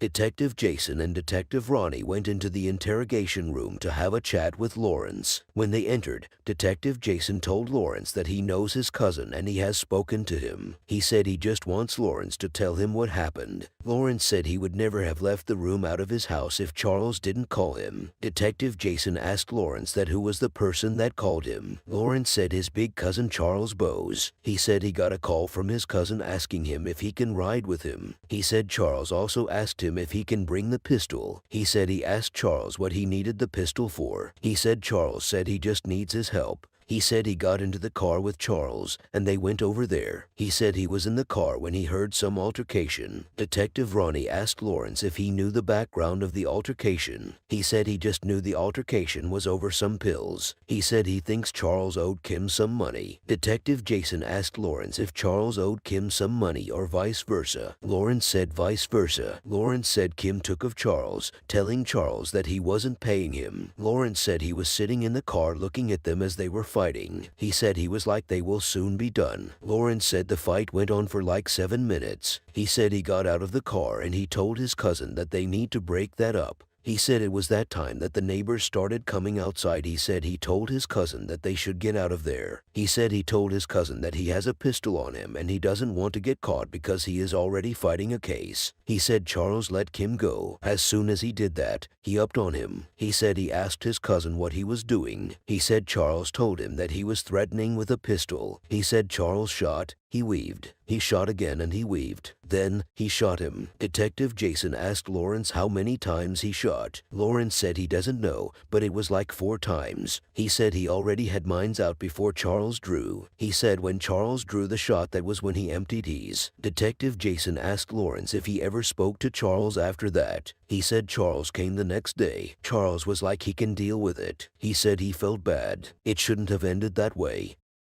Lawrence said he takes full responsibility. He said his cousin has a whole lot of family. He said he didn't have to talk to them, but he was just trying to get the heat off his cousin. Detective Ronnie told Lawrence that he has a lot of respect for him for stepping up to do the right thing. He said he wished Lawrence had done it in May. Lawrence told Detective Ronnie that he fell in love. He said he doesn't want her to know what's going on because he didn't want to put her in this situation.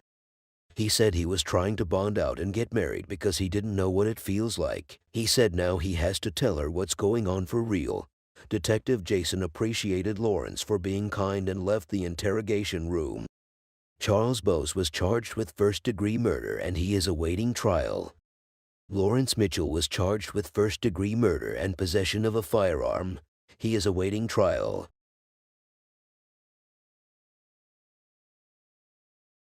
The First 48 Hours, Season 22, Episode 3, A Beautiful Life. Story based on ND, public news reports, and police reports.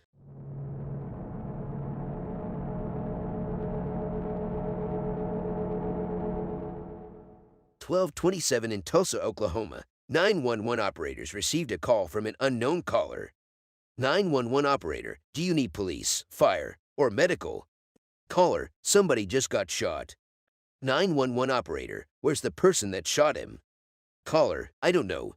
I was driving and I just heard the shot and I heard him scream. And I looked and I saw him lying there. He's lying on the ground and there's blood everywhere. He's naked. 911 operator, okay, let me get you connected with the MSA. Detectives immediately rushed to the scene of the incident. They met a dead body lying on the ground just as the caller said. 53 years old Michael Binder was born in Chicago and raised in Hawaii. He moved to Tulsa 17 years ago, living for a time with his mother and stepfather. Michael struggled with drug addiction for many years, but he was active in his church and was trying to turn his life around. Michael was struck once in the side of his head. Patrol transported a neighbor and the apartment leasing agent who called 911. While detectives Reggie Warren and Max Ryden continued working on the scene, 2 other detectives decided to go downtown to conduct interviews. From there, they will go ahead and start digging into the victim's past. Maybe they might get lucky with some information. An hour later, Detective Max Ryden gets a lead after answering a call to the victim's phone. Michael's friend Stuart said Michael planned to meet a woman earlier in the day. Detective Mark told other team members that Detective Max has been answering the victim's phone as it's been ringing. He told them there was someone that called that he's going to meet with that has some information. He said they were going to just get through those witnesses. While Detective White gets started with Michael's neighbor, Detective Leatherman interviews the leasing agent. Detective Ronnie, my name is Ronnie. I'm a detective here. I'll just ask you to tell whatever story you have and we'll go from there. Mike's neighbor, I was in my car and I heard someone screaming help, and then I heard something that sounded like a pop. Then, I saw 2 people running. Detective Ronnie, were they running from the apartment where the shooting happened? Mike's neighbor, yeah. I saw them just driving by. Then, I saw his body, so I parked my car and got out to see if he is okay because I knew who he was. Detective Ronnie, okay. Mike's neighbor, I saw his body there and I didn't know how to react. Detective Ronnie, can you describe the people you saw running as best as you can? Mike's neighbor, honestly, I saw just 2 white people. One of them had blonde hair. It may be down or up. It was kind of long, so it was a female. Mike's neighbor, yeah. The other guy is a white man, I think. I didn't see their faces. Detective Ronnie, have you noticed them out there before? Mike's neighbor, no. Detective Ronnie, have you had any struggles with him? Mike's neighbor, no, not with him. He is really quiet. I remember he was just trying to get his life together. I know he had a past with drugs because I did his background check, but he was not violent. He was all about peace. Next door, Detective Mark is ready to interrogate another neighbor of Mike. She said she parked outside his apartment moments before the shooting. Detective Mark, all right, so just tell me what happened. Mike's neighbor, I saw a guy and a woman going towards that apartment. They knocked and they went in. About 30 seconds later, I heard the guy yelling for help. After that, the gun went off. After that, they ran off. Detective Mark, were they white or black? Mike's neighbor, both are white. The male has a beard and short hair. The female has blonde hair. Detective Mark, okay. Mike's neighbor, both of them were very skinny. Detective, maybe they used drugs kind of skinny. Mike's neighbor, yeah. Detective Ryden returns from speaking with Michael's friend. Detective Ronnie came out of the interrogation room to address other officers. He said both witnesses described the suspects as a white male and a female with blonde hair. He said other than that they couldn't give any additional identifiers. Detective Ryden returns from speaking with Michael's friend. He said the victim was in some program where he gets help getting an apartment and a job and stuffs like that. He said the guy he just talked to known as Stuart said he's back into selling meth. He said it looks like he would have lots of girls over there doing drugs.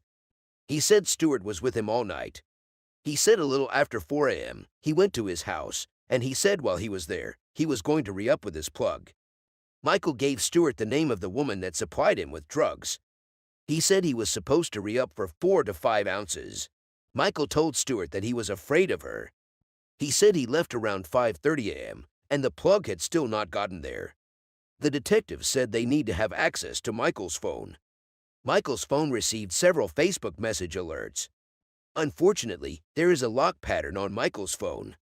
The team hopes to find out if Michael was in contact with his supplier. Detective White has to wait to get Michael's phone records and Facebook Messenger history because of the lock pattern on Michael's phone. Detective Ryden notified Michael's mother and stepfather. His parents said he is the most non-violent person you will ever meet. They said he will rather give someone his money than fight over it. His parents have lost 2 sons in the last 2 years over drug issues. Detective Mark, hey, what did you find out? Tell me you have some videos. Detective Reggie, no. The apartment complex building has one surveillance camera that doesn't work. The detectives were shocked that the camera could not capture anything in broad daylight. Detective Mark said he will revisit the area, maybe some witnesses may come up and start talking to him. 20 hours in, a detective said he will make a flyer that he will rake to the complex.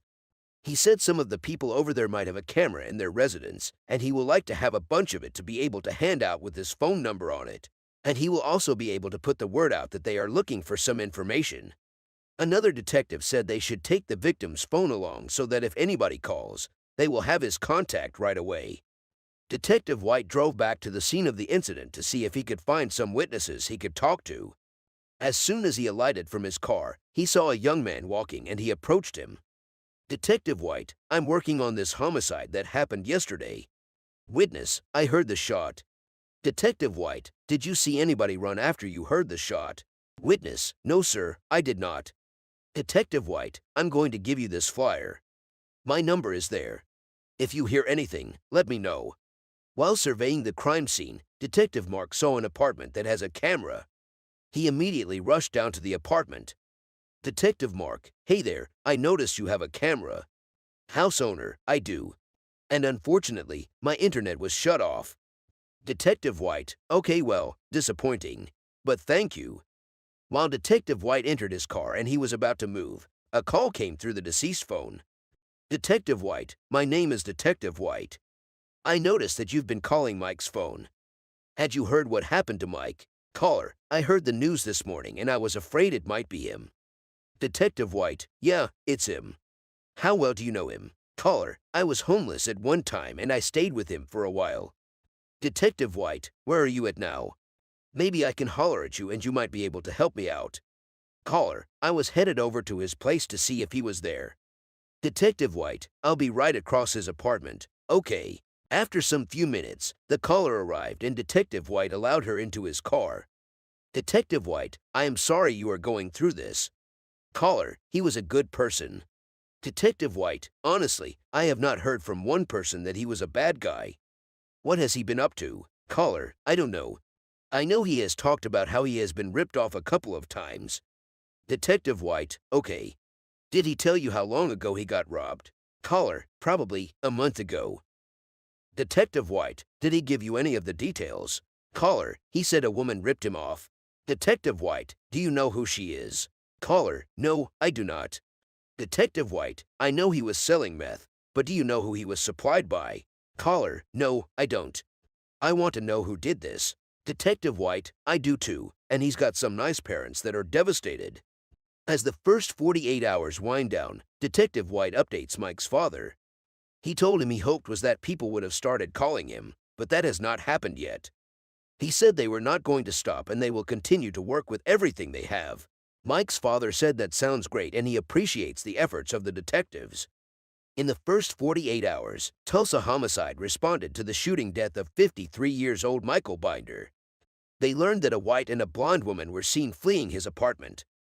They also heard that Michael may have returned to selling drugs and planned to meet a supplier on the day he was murdered. They got a warrant to search Michael's phone and Facebook page. They have searched for witnesses at Michael's apartment complex, but have come up empty. The next day, someone called Detective White's phone and left a message. Detective White played the voice note for Detective Ronnie So. The caller said he wanted to remain anonymous, but he has some information about the shooting in Tulsa.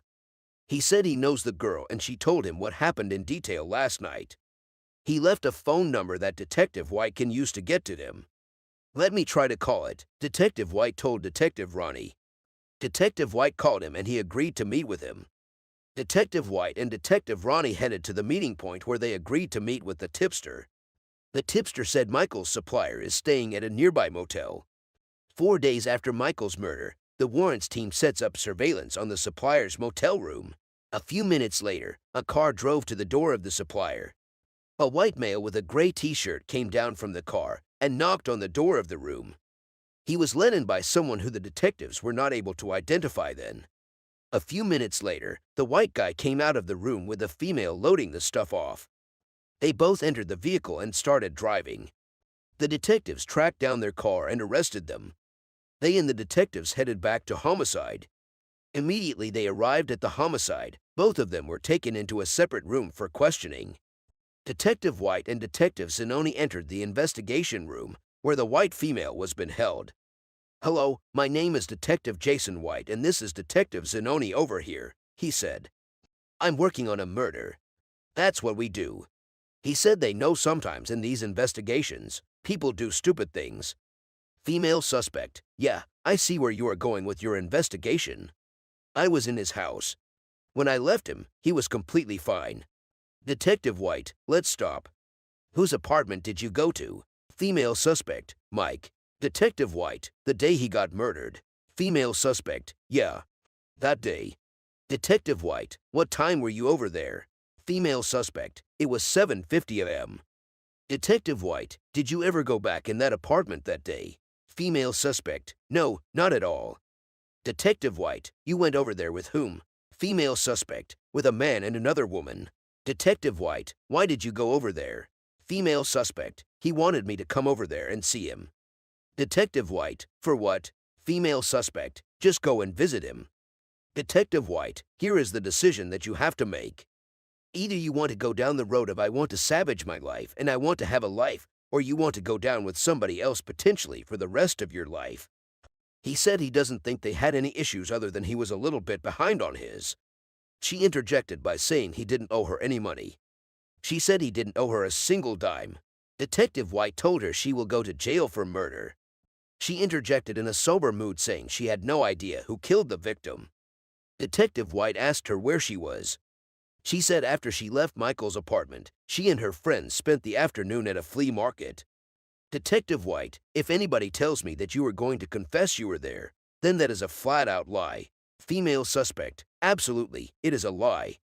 Detective White, do you have any objections to us looking at your phone? Female suspect, yeah, you can look. Detective White, all right. Sit tight and be patient. Detectives started going through her phone. They found a text between her and the friend she said she met up with around the time Michael was murdered. The text corroborates her alibi. Detectives discovered the information they got from the tipster was not correct. They know it's frustrating, but they had no other option than to release the two suspects. 2 weeks later, Michael's Facebook Messenger records finally came in. Detectives found a series of messages between him and his female. The name of the female is Lena Rocher. The messages were sent before the homicide happened. The conversations were like hanging out. There was somewhere in the conversation where the victim told his female friend that he was going to give her 2 zips if she makes it to his apartment within an hour. Detective Mike asked Detective Ronnie what a zip means after he read that part of the message. Detective Ronnie told him a zip means an ounce. Lena arrived at Michael's complex 30 minutes before his murder. Detectives were able to get her picture and her location through the Facebook Messenger chat. They got to know that she is a blonde-haired lady who lives in Sapulpa. Detective White immediately called the Sapulpa PD for a background check on Lena. The Sapulpa PD told detectives that she has some stuff on her. He said she had no prior felony convictions, but she is a person of interest in a missing firearm investigation.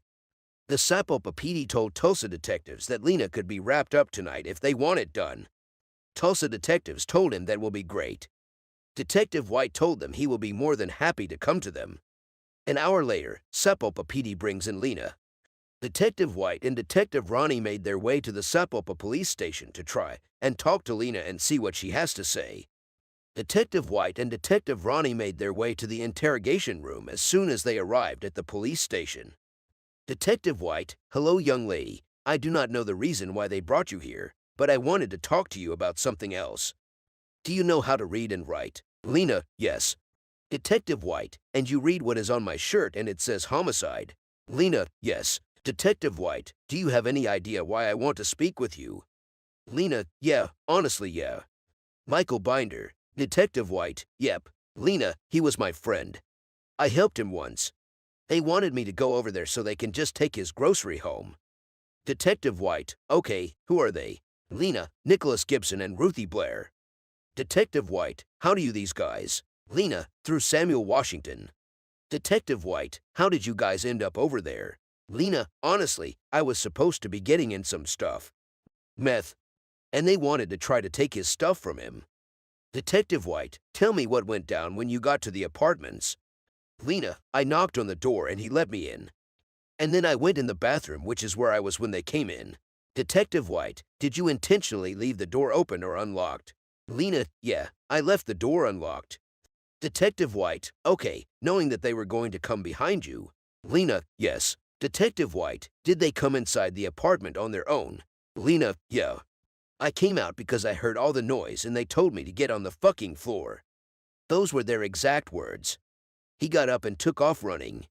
He went to the door and started shouting for help. I heard a bang. Detective Ronnie, who's the one that pulled the trigger? Lena, Nicholas Gibson.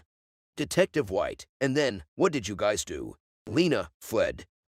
She said they fled in a car that she parked nearby.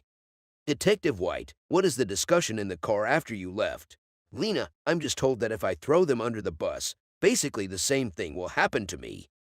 Detective White, let me go through this again. Just correct me if I am wrong. You went inside by yourself. How was he dressed? Liana, he was fully dressed. And then I went in the bathroom, which is where I was when they came in, and he had got down into a towel, I guess. Detective White, was there anything that was supposed to go on? Lena, oh yeah. He talked about trying to have sex with me and stuff. Detective Ronnie, why did you want to take his stuff, and how did you know about him? Lena, because they had me get them stuff before.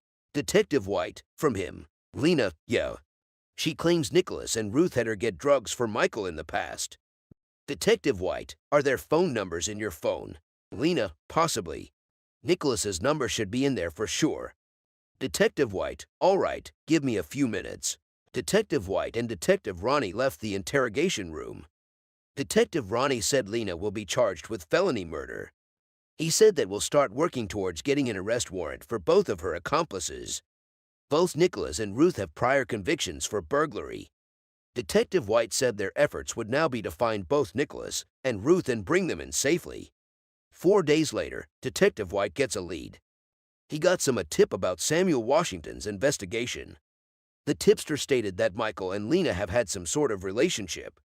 White said the way he is hearing it is that he potentially directed Lena to do the robbery. An hour later, Detective White brought Lena back to homicide. Detective White, you already went out on a limb and told me everything as far. Liana, yeah. Detective White, I'll just get to the parts that I'm wanting to shore up. Who did you tell about this situation? Lena, my mom, of course. Detective White, anybody else? Lena, that's the only other person I mentioned it or talked to about it. Detective White, did you make a phone call right after this happened or talk to anybody? Lena, I had somebody call me. Detective White, who? Lena, Samuel Washington. Detective White, this guy right, while showing her his picture. I am not going to waste anybody's time here. Do you have a relationship with him? Lena, he was my boyfriend. Detective White, so that is what I am getting at. I do not want you to sit there and protect that guy. Liana, no, I am not trying to protect anybody. He has told me to do things that I... Detective White, okay, let's get into that. Tell me exactly what he told you to do. Liana, to do whatever it takes to get the money to bond him out. Lena claims Samuel wanted her help to get out of jail. So, he hatched a plan. He planned that Liana would rob Mike. He wanted her to set it up for Nick and Ruthie to go do it. Okay, give me a quick minute, Detective White said while he and Detective Ronnie left the interrogation room. He asked Detective Ronnie what he found.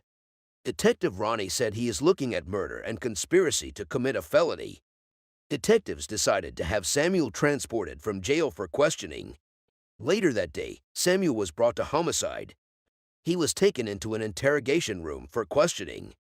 Detective White, first of all, my name is Jason White. I am a homicide detective. You had said something that you want to clear your conscience when we were in the car coming down here. Isn't that right, Samuel? Yeah. Detective White, what do you want to clear your conscience about? Samuel, I talked to Annie. Detective White, you referred to her as Annie when we are talking about Lena. Samuel, when I was in jail, I called her and she answered the phone. Her first words were everything went bad. And she said, he's gone. I said, who's gone? And she said money or Mike or something. This guy Mike, if I remember, she knew him from the past, and she admits she wants me for about getting him. Detective White, what does that mean? Samuel, rob him. That was way before I was even in jail. I told her Ruthie and Nick usually do stuff like that. Detective White, so you guys have had some discussions about possibly the robbery before you were arrested. You ended up getting incarcerated. Were there any other calls that made or any discussion between the two of you or her about wanting to rob him? Samuel, it was pretty much. If she still wanted to do that with Nick, he could help her. He said after they got locked up, he told Lena to work with Nick on a plan targeting Michael. Detective White, okay, meaning the robbery. Samuel, yeah, robbery. I didn't know anything about any murder. Detective White, you may be in a little bit of trouble. If you hadn't mentioned something to her about that situation, that guy would be alive, you know. Samuel, if I get charged, what would I be charged with? Detective White, it will be with murder. Probably a felony murder. Based on the kind of putting the wheels in motion, and then somebody dying in the midst of that, it becomes felony murder. Do you see what I am saying? Samuel, yeah, okay. Detective White, I will holler at you in a quick minute. 2 months after Michael's murder, detectives got a call in the morning that Missouri authorities were able to get Ruth Blair into custody. A tipster called and said both of them were at a house that was nearby.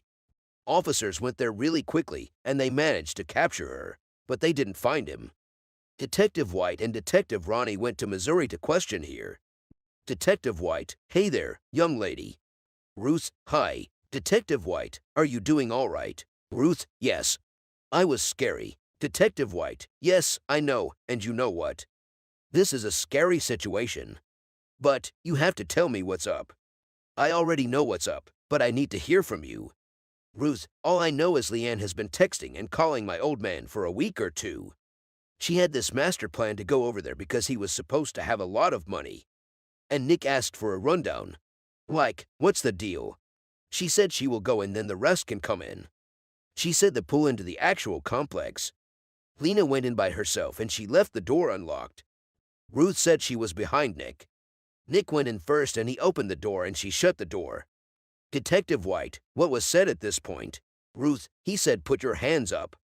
So the dude jumps out and he got a sheet wrapped around him. He walks right in front of Nick and it all happened so fast. Before you knew it, he's got his hand on the doorknob. Nick said don't do it, don't do it. So the dude swings the door open and run out and yelled for help. And then Nick went to pistol whip him. He just wanted to hit him with it. When he went to him the first time, his finger slipped, and the gun went off. Detective White, what did the three of you do next? Ruth, he and I ran out. Went and got in the Jeep. It took her a little longer to come out because she was rounding off everything she could find. She said Lena grabbed drugs from Michael's apartment before fleeing. She said Lena and her didn't get the wallet and the wallet was the goal. Detective White, did you ever see her again? Ruth, no. Detective White, did Nick? Ruth, no. She said she and Nick went their separate ways. She said she was so afraid she was not going to see him again. The next day, Detective White gets an update from Springfield PD. They finally located Nicholas Gibson. Nicholas Gibson was charged with felony murder in the first degree, and he is awaiting trial. Ruth Blair was charged with felony murder in the first degree, and she is awaiting trial. Lena Rocher was charged with felony murder in the first degree, and she is awaiting trial. Samuel Washington was charged with felony murder in the first degree, and he is awaiting trial. Criminal charges are often dropped or reduced, and the suspects are presumed innocent until proven guilty. A young man was shot dead while at home with his cousin. They had to shoot from the outside. Detectives are tracking an elusive suspect, but he is always one step ahead, and the clock is ticking. For homicide detectives, their chance of solving a murder is cut in half if they don't get a lead within the first 48 hours. 8:30 a.m. in Mobile, Alabama, a caller put a call through to 911. When the operator picks the call, he asked the caller the location of her emergency. The caller said Dexter Avenue. The caller told the 911 operator to send emergency very quickly because the victim was still breathing. The operator told her that officers will be on their way immediately. He said he needed to know what happened exactly. The caller said she doesn't know what happened. She said she just heard shots ringing out of nowhere and the victim got hit. The operator asked her where she and the victim are. A man close to the woman told the 911 operator to send in help very quickly because the woman is still breathing. 911 operator said he is going to send help right away. The man told the operator to hurry up. He asked if the person that shot the victim was still nearby. They said they do not know.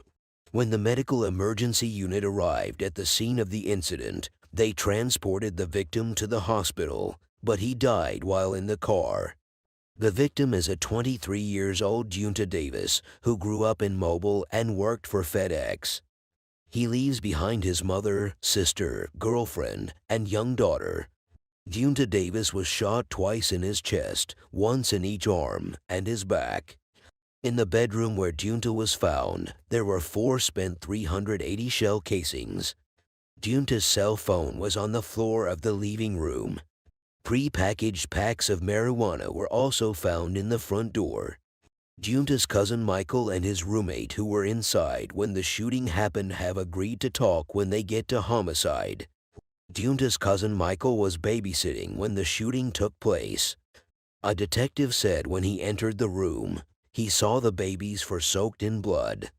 Another detective asked where the baby was. Patrol officers said they allowed a friend of Michael to take away the baby from the scene of the incident. A detective who was among the first respondents narrated what the witness told him.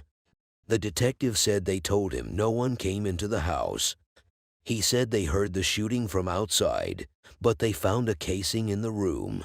An officer said what the witnesses believed was that somebody came on the side of the house and shoot into the house.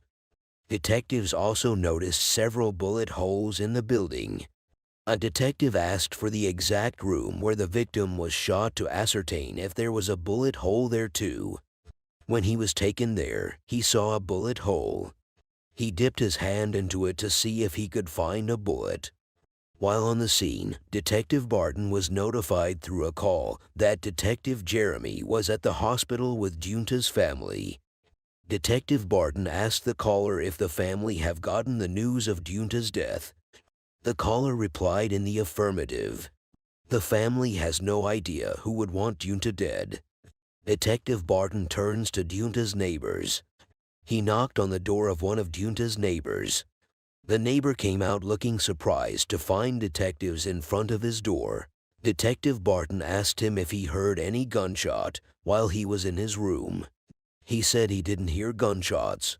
He said the only thing he has seen is police cars in front of his apartment. Detective Barton moved to the door of the next neighbor, but the neighbor was not in his apartment. Detective Barton said he and Detective Nettles will interview the two witnesses.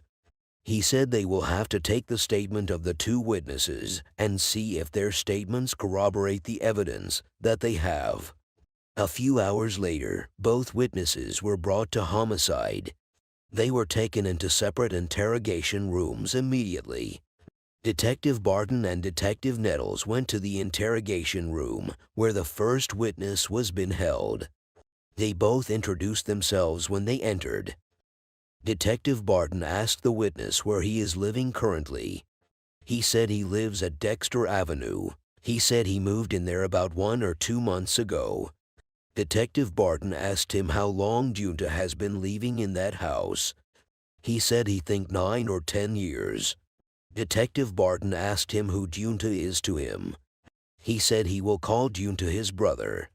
Detective Barton told the witness what he was doing and what he remembered around the time that the shooting occurred. The witness said he went to bed at midnight. He said everybody was in the room because the three of them stayed in the room together. He said he was in the right bed close to the door. He said Junta slept on the sofa while Michael slept on the other bed. Detective Barton asked about the kid. The witness said the kid slept on the bed with Mike. He said he woke up when he heard all the gunshots. He said woke up, he looked up and saw Junta falling. He said while Junta was falling, that was when Michael ran in and started asking what was going on. He said Michael carried the baby and was yelling at him to call the police. He said as he was calling the police, he heard a car speed away. He said the front door to the house was wide open. Detective Barton asked him if he saw the person that did the shooting.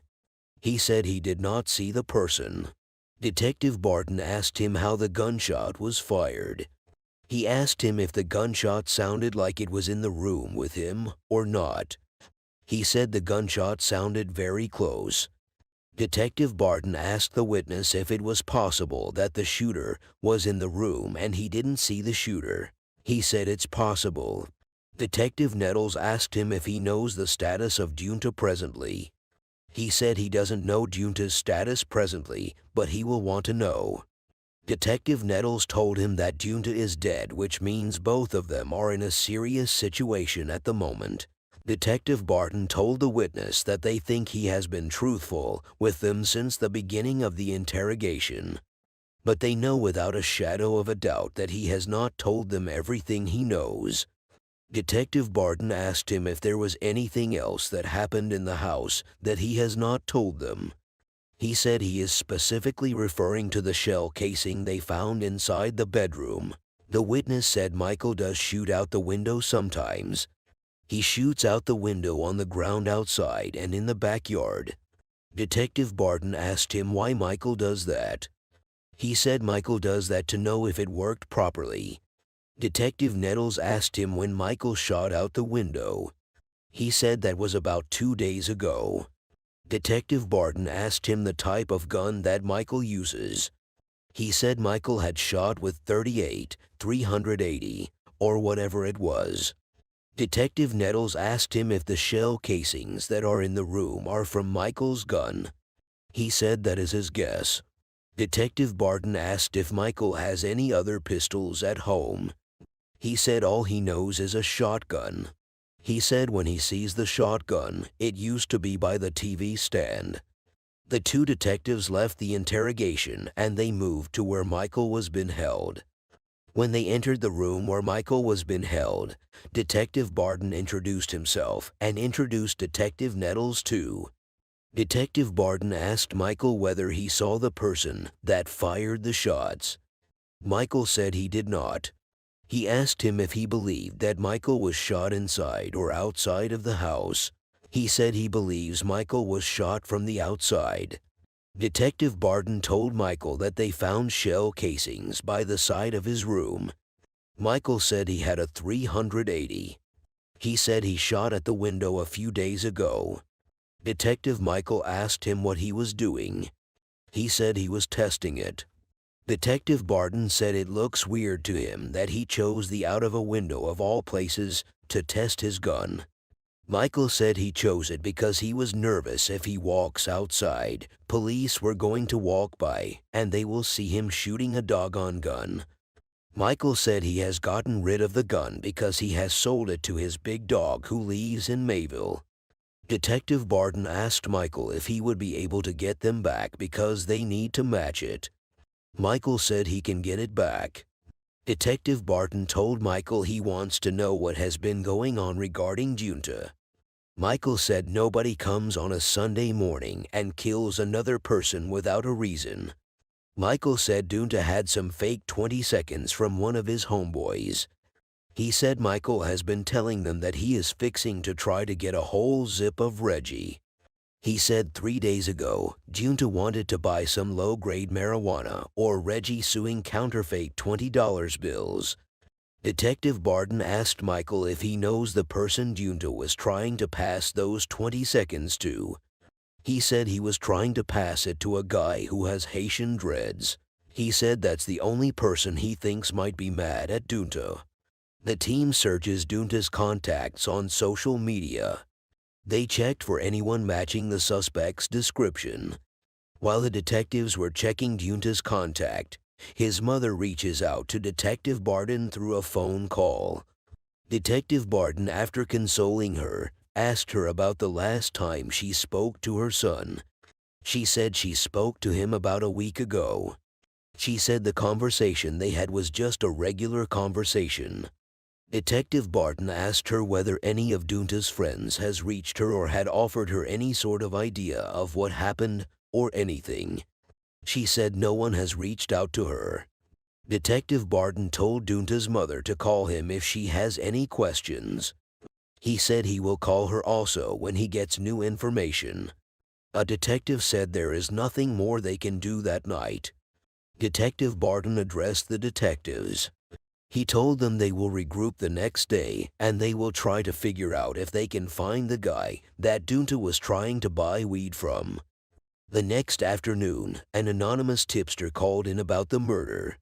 The tipster said that around 8 last night, his friend called him and asked him whether he knows that T has been killed. He said he told him he had no idea. He said the guy that shot Junta came to his house right after he shot Junta and tried to give him the gun and some drugs. He said the guy was bragging about shooting T. The tipster said his friend T was killed by a guy known as Michael. He said the killer is fat and has a beard. He said the shooter may be somehow related to Dunetta's family. Detective Barton said was that, as he was getting that information from the tipster, he also got a call from Birch. Birch's father, Paul Birch, is a captain in the mobile sheriff's office. He said Birch also said the shooter's name was Michael and the shooter was possibly related to Junta. He said after the shooting, Michael fled to a family compound. He said Birch didn't give the address, but he said the whole compound was surrounded by a big privacy fence with a barbed wire. Detective Nettles said the only issue with Birch's information would be that the suspect fled to a family house in Plateau. He said they had Michael at the headquarters after the shooting. He said he is not saying that Michael was the shooter. What he was trying to say is that some information might have crossed the line. A few minutes later, Detective Barton's tipster gave an address for the shooter, who heard the confession. The detectives left the headquarters immediately to see if they can find the suspect at the address the tipster gave. When they got there, they knocked on the door and the homeowner came out. The homeowner told the detectives that the witness was not there. The detectives asked the homeowner if he can help them contact the witness. The homeowner said he doesn't know where he is. He said the witness doesn't have a phone. The detectives asked the homeowner if the witness stays with him. He said the witness doesn't stay with him. He told the detectives that the witness lives at his relative's house just around the corner. The detectives went to the house the homeowner showed them. When they got here, they knocked on the door and a guy responded. They asked him if he has seen the witness. He said he hasn't seen him. They asked him if the witness usually comes there every day. He said not often. They told the guy that they needed to talk to the witness, and if he gets in contact with him, he should give them a call. The detectives decided to check Plateau since Birch said he went to Plateau. Plateau, also known as Africatown, is a historic community founded by former slaves in the north section of Mobile. Detectives drove to the Plateau in search of him. They kept checking for a house with a compound and a wired fence. They passed through many houses before they finally saw a house that has a compound and wired fence. One of the detectives pointed at the house, saying the house might be the house they have been looking for. A woman in the house said she has been having trouble with her nephew and gives detectives his name. She said he sells drugs and rides around with a gun. She said he is just a bad apple. She said he was going to get his brother into big trouble. Detective Barton asked her the name of his brother. She said his name is Michael. The detectives asked Michael's brother to describe him. He said Michael is 30 years old. He is heavyset and he wears a beard. The detectives asked him if he has Michael's phone number. He said yes, and he gave the detectives Michael's number. The detectives thanked them and left. Detective Barton said they should return to headquarters so that they can put it together since they now have a suspect. Their possible suspect, Michael, has no prior conviction. Detectives searched for any communication between Junta and Michael, but they did not find any information. In the first 48, Mobile Homicide responded to the murder of 23-year-old Junta Davis. They discovered that his roommate and his cousin were at home during the shooting, but didn't get a look at the shooter. Detectives received anonymous tips that the shooter is named Michael and that he fled to a family compound after the murder. Someone in the compound identified Michael but does not believe he was involved in the shooting. The next morning, the witness that overheard the witness confession finally comes forward. He was taken into the interrogation room. After some few minutes, Detective Barton and Detective Nettles went to the room where he was being held. Detective Barton introduced himself to the witness and said he appreciated the witness for coming to homicide. Detective Barton asked him if he has any idea why he was invited. He said he knows Junta by the nickname Shaq. Detective Barton asked him if he knows anything at all about the situation. He said he saw policemen outside his home. He said he didn't know what was going on. He said he came down there because of the presence of the policemen. He says on the morning of the murder, he went to check if Junta was okay. He said he saw a baby. He said he told him not to let them go out at all. He said he carried the baby and the baby's little bag. Detective Barton asked him where he got the baby's bag from. He said he got it from the fat dude called Mike. He said when he walked past 3 houses down, a girl pulled up in a gray car and got the baby and the bag. He said they told him there was a gun in the bag. Detective Nettles asked him how he heard that there was a gun in the baby's bag. He said he heard it from people in the hood. Detective Nettles said how people in the hood could know there was a gun in the bag. He said they knew because they often hang with the victim and his friends. Detective Barton asked that how was the situation where out of all the people that were out there, why was he the one Michael came to? He said that was because he was the first person outside at that time. Detective Barton asked him what type of Camry was it. He said it was a gray Camry. He asked him if he has ever seen the Camry before. He said he has never seen the Camry. Detective Barton asked the victim what he thinks happened in the building. He said he believes that Junta's cousin or roommate shot Junta. The detective said they have to verify the information. Detective Barton asked another detective if he can pull up the body cam. The detective pulls up body cam footage from first responders to the shooting. The footage shows Michael Montgomery asking officers if he can retrieve a pair of pants from his bedroom. The footage showed how Mike picked a gun and shoots the victim. Detective Barton arranges an interview with Junta's roommate, who is in jail on an unrelated warrant. After some few minutes, Detective Barton and Detective Nettles left the headquarters to meet Mike's roommate. A few minutes later, they arrived at their location. They knocked and they were let in. They asked him if he has any idea why they are there. He said he has no idea. They said they came to his place because they wanted to allow him to tell the truth. They said they knew that it was not a situation where he was asleep and had no idea of what happened inside the house. They said he should tell them what he did not tell them in the morning. They told him that he left something out and he has to understand that what they are investigating is a murder case. They told him he has to think about his future and what he is going to do for the rest of his life. Detective asked him one more time to tell him what happened in the house. He said when he woke up that morning, they were arguing. He said Mike had bought some weed from somebody and it was a weak weed. He said Junta, who goes by the nickname Dee Dee, was hassling about the weed. He said Dee Dee disrespected Mike and Michael did it back. He said Dee Dee got mad and he pushed Michael, but Michael pushed him back. He said he guessed Mike pushed Dee Dee a little too hard. He said when Michael pushed Dee Dee grabbed the shotgun and he told Michael he was going to shoot him. He said Mike grabbed his .380 guns too. He said Dee Dee was asking Michael if he was going to shoot him for real. At that point, Dee Dee cocked his gun. He said Michael started shooting immediately. Dee Dee cocked his gun. Detective Barton asked how many times Michael shot Junta. He said Michael shot him 4 or 5 times. Detective Barton asked him the whereabouts of the shotgun and the .380. He said the shotgun is in the house, but he doesn't know what happened to the .380. Detective Barton asked him why he did not tell them initially, and he said he doesn't know.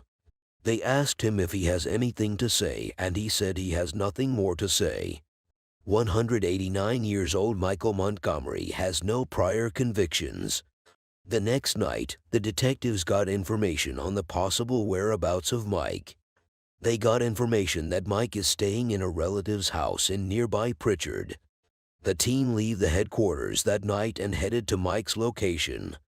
When the team arrived at the apartment, they knocked on the door. A woman came out to speak to the detectives. They asked her if Michael was there. She was hesitant and not willing to talk. The detectives kept asking her because they detected through her body gesture that Mike might be there. During that process, a detective sighted Mike in the apartment and told him to come out with his hand on his head. Mike finally came out and he was taken into custody by the detectives. They took him to the interrogation room as soon as they arrived at homicide. Detective Barton went where Mike was being held and asked him if he will like to talk to him. He told Detective Barton that he will talk to him if he wants him to talk. Detective Barton told him he wants to know what happened to Junta. He said when he got up, he went into the bathroom and closed the door. A few seconds later, he started hearing the gunshot. He said he immediately grabbed his baby and ran out of the bathroom door. He said all he saw when he came out was Dee falling to the floor. He said the police showed up after that, and that was what happened. At that point, Detective Barton raised his voice on Mike. He told Mike that what he has been telling them is not the truth. He said he knew that because Mike was not the only one leaving with the deceased. He said the evidence that they have dictates that Mike is not telling the truth. He told Mike that he was ready to give him one last chance to say the truth. Mike also got upset. He told Detective Barton that he was not going to say anything. He says he will rather remain quiet. When he said that, Detective Barton and Detective Nettles left the interrogation room. When Mike left the room, he immediately put a call through to the DOAS office to present his case. He said he wants to know if there is enough evidence to arrest Michael Montgomery for murder. When he dropped the call, he came to where his other team members are. He told them that they have sufficient evidence to charge Michael Montgomery for the murder of Dunta. Detective Barton and Detective Nettles returned to the interrogation room where Mike was been held and officially arrested him for the murder of Dunta Davis. The shotgun and the .380 were never recovered. No one else was charged in connection with the case. Detective Barton put a call through to Dunta's mother, Miss Ottery, and told her that they have arrested Michael Montgomery for the murder of her son.